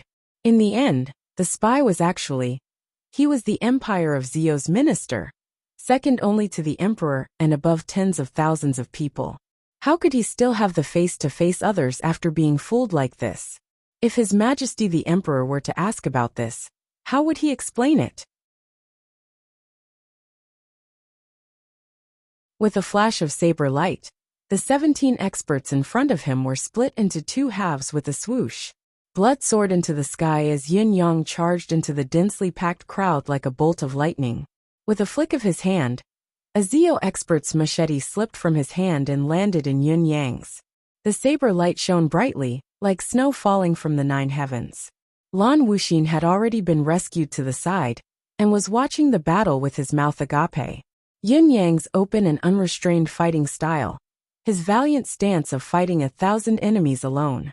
A sense of devastation rose within him. He didn't expect that a single person's battle would give off the feeling of an army of thousands and thousands of men and horses facing each other. In the blink of an eye, Yun Yang had already charged thousands of feet away, leaving a trail of corpses along the way. Not a single one was left alive. The long-handled glaive in his hand was 24 feet long. He had snatched it from the very beginning. Using the divine edge could allow him to unleash his ability more perfectly. But Yun Yang did not feel satisfied. He might as well just grab a broadsword and kill his way out of the encirclement. With a clang, a sword clashed with the glaive. The sword-wielding person was sent flying with blood gushing from his mouth while Yun Yang spun and used the momentum to spin, cutting more than 30 people in half at the waist. With a loud thud, the saber's hilt was planted on the ground.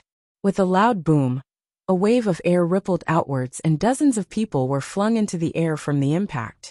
Yun Yang used the force of the impact to soar into the air, crossing hundreds of feet like a flying man, and landing directly among the royal guards, who had rushed over upon hearing the news. With a wave of his saber, a wave of crimson light soared into the sky. From afar, the Empire of Zio's crown prince's pale face stared fixedly at Yun Yang, who was slaughtering among the royal guards. He looked as if his soul had left his body. Isn't that Elder Yin? Why are our own people fighting each other? Lan Wuxin's exasperated roar came from his side. Stop him, kill him. This is Yutong's supreme cloud.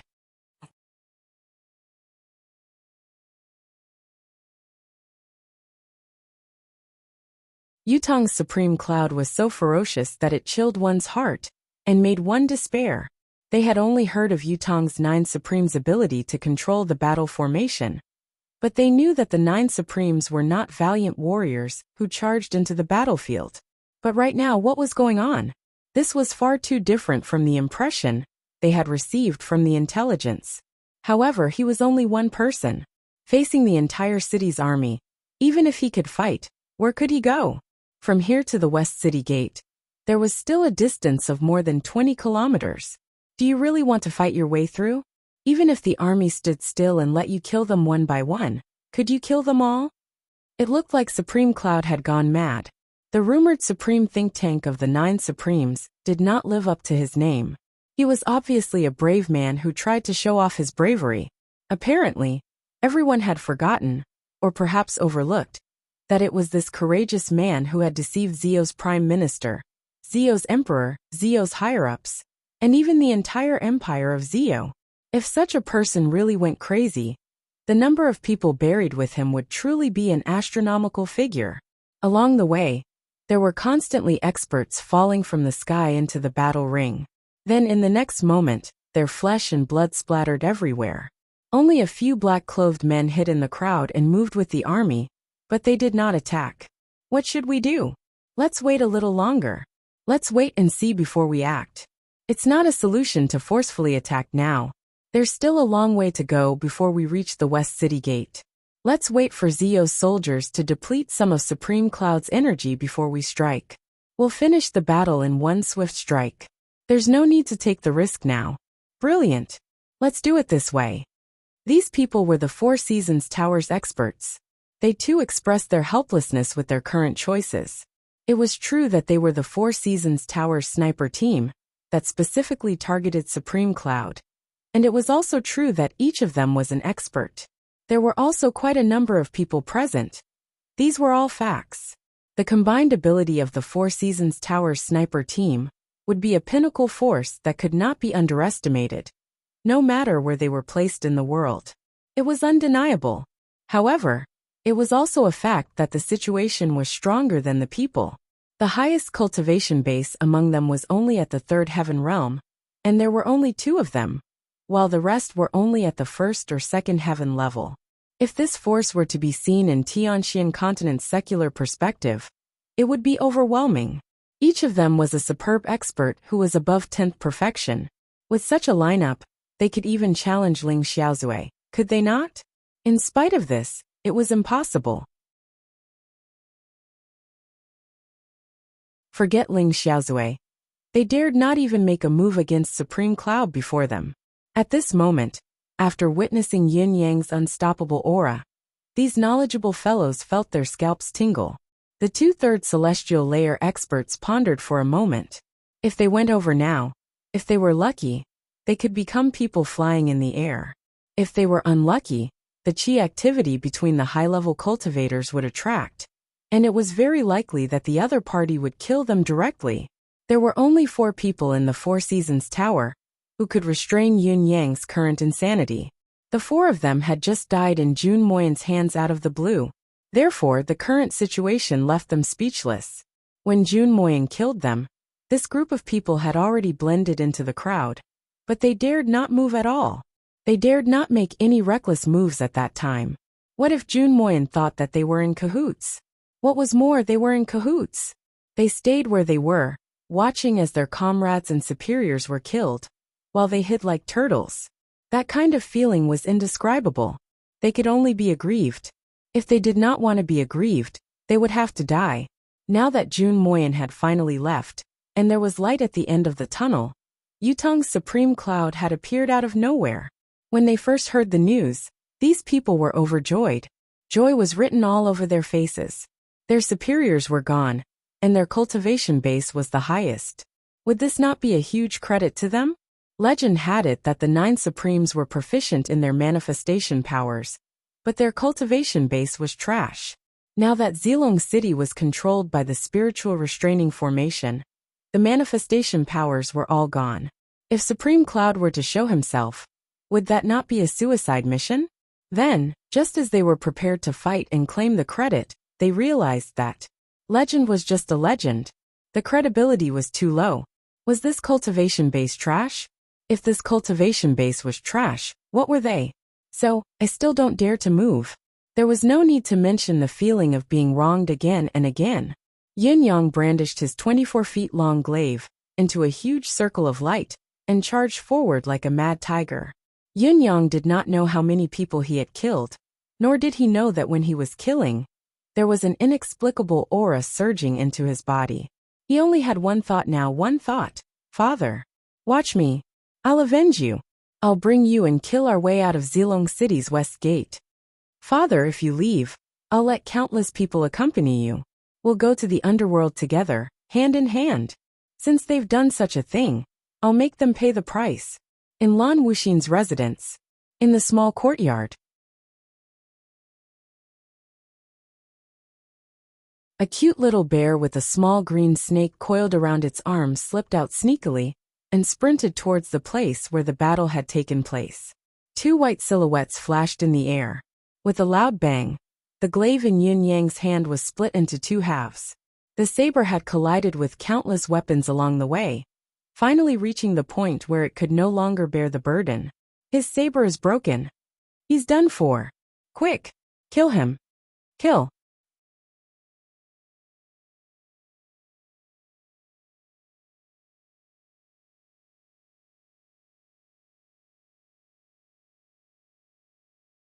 They bounced off like they had been beaten.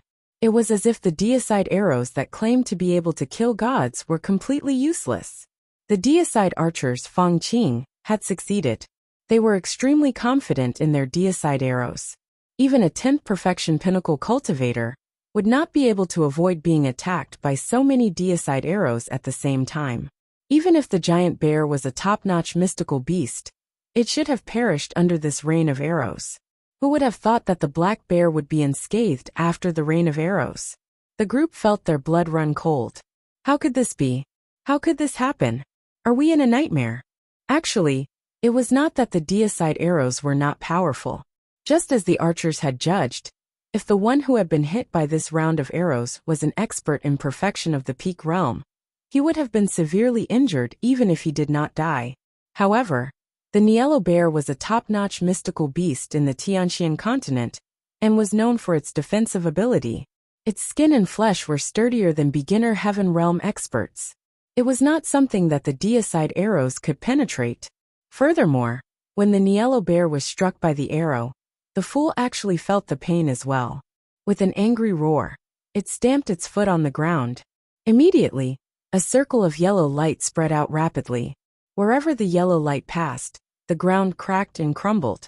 Countless pieces of soil and debris flew into the air, and the buildings on both sides of the road collapsed with a loud rumble.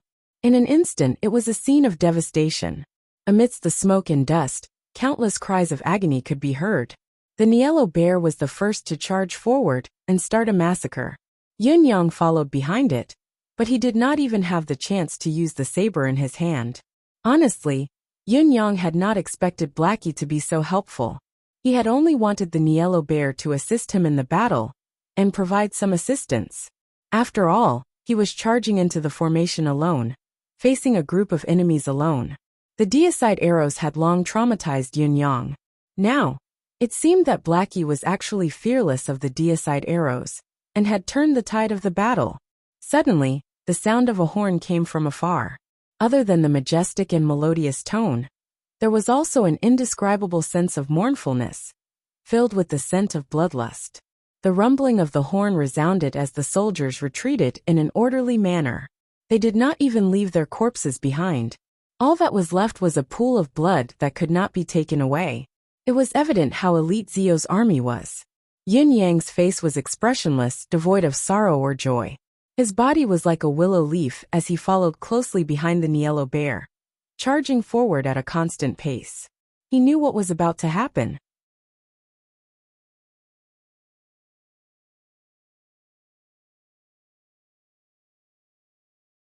Chapter 428.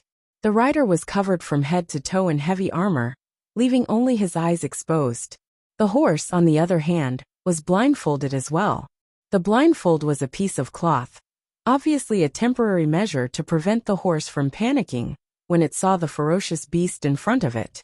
Amidst the sonorous sound of the horn, the rumbling grew faster and faster, gradually becoming as fast as lightning and as loud as thunder. Charge! The order was not given by the enemy, but by Yin Yang. Even when faced with the enemy's indestructible heavily armored cavalry, Yin Yang had never thought of retreating. Perhaps, he had never thought of retreating or evading today. No matter who it was, or what the situation was, he would charge headfirst into it. As the saying goes, I will not turn back until I hit the wall. Today, I, Yin Yang, will not turn back even if I hit the wall. I'd like to see if I'll end up with my head bleeding and dying, or if the wall will be knocked down and broken into pieces by me. As a top-notch mystical beast, the Niello bear naturally had its own intellect. It also knew how powerful it was. With a sudden earth-shattering roar, its advance speed suddenly increased. The entire bear turned into a ray of yellow light, going against the flow and charging towards the heavily armored cavalry. The opposing cavalry howled at the same time. Seeing that the mystical beast was charging towards them, they urged their horses forward and increased their speed. Their 25 feet long, heavily armored spears were pointed forward. At the same time, the 500 men roared in unison, "Kill!" Boom! The Niello bear's massive body crashed into the formation of the heavily armored cavalry with the force of a mountain. The tremor was earth-shattering, as if the sky was falling and the earth was cracking. Not only were the dozens of cavalrymen at the front sent flying along with their steeds, a huge crack had also appeared in the formation of the heavily armored cavalry due to the extreme impact. However, the yellow bear also let out a muffled roar, its eyes glinting fiercely. However, there was also blood flowing from the corner of its mouth. It took a step back, and its momentum was forcibly halted. It was obvious that Zio's military had seen through Old Hay's weakness and had adopted the most direct and effective method, which was to use human lives to forcefully suppress Old Hay's charge. If the yellow bear had really sped up, with the combination of its strength, weight, and speed, it would have formed an unstoppable momentum. Perhaps, it could have charged out of the west gate in one go. As Old Black's charge was thwarted, a forest of long spears flew over from all directions. If it was a rain of arrows just now, it was now a forest of spears. Although Old Black's momentum had been thwarted, his injuries weren't that serious. He didn't seem to care about the forest of spears at all, as he continued to attack the remaining heavy cavalry in front of him. His attack was of course incisive. With a casual swipe of his paw, at least one of the heavily armored cavalrymen would be sent flying. However, the advantage of the heavily armored cavalrymen was on full display at this point. They had a strong defense. Even when faced with a top-notch mystical beast's fearsome bear paw, the heavily armored cavalrymen could still preserve their lives temporarily despite their inability to attack. With just these 500 heavily armored cavalrymen, they could at least trap the yellow bear for the time it takes to brew a pot of tea, or even longer. Yun Yang's thoughts raced as he stole a glance amidst the chaos, only to see a burly general standing on a high point. His eyes were like an eagle's as he steadily issued orders. The messenger's flag and the bugle horn sounded at the same time. The heavily armored cavalrymen, who were engaged in battle, changed their formation at the command, moving those who were too severely injured to fight to the periphery. Other than those who were killed by Old Black's slap, many of the heavily injured did not die from their injuries as fresh troops joined in. If this situation continued, no matter how ferocious Old Black was, there would be a time when he would be exhausted. When he ran out of breath, that would be the moment of his end. How could Yun Yang allow his wishful thinking to come to fruition? With a flick of his wrist, the divine edge reappeared with a long howl. With a flash of light, Yun Yang charged into the heavily armored cavalryman's camp like a wisp of smoke.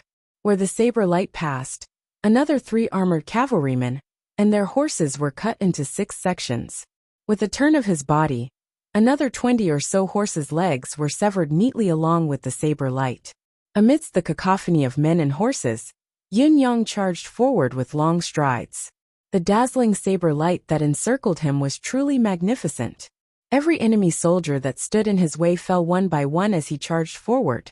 When they charged forward in droves, they became corpses left behind by Yun Yang. This was the way of killing. The heavily armored cavalrymen were best at winning with brute force. Their defense was invincible. As long as it was not a fatal blow, the enemy would be trapped.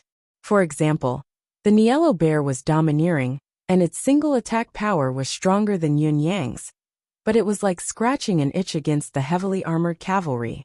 Although Yun Yang could not use his manifestation powers, with the divine edge in his hand, there was nothing in this world that could not be stopped. Even the heavy armor of the heavily armored cavalry could not withstand a casual slash from the divine edge. Naturally, those who stood in his way were defeated, and the casualties were heavy.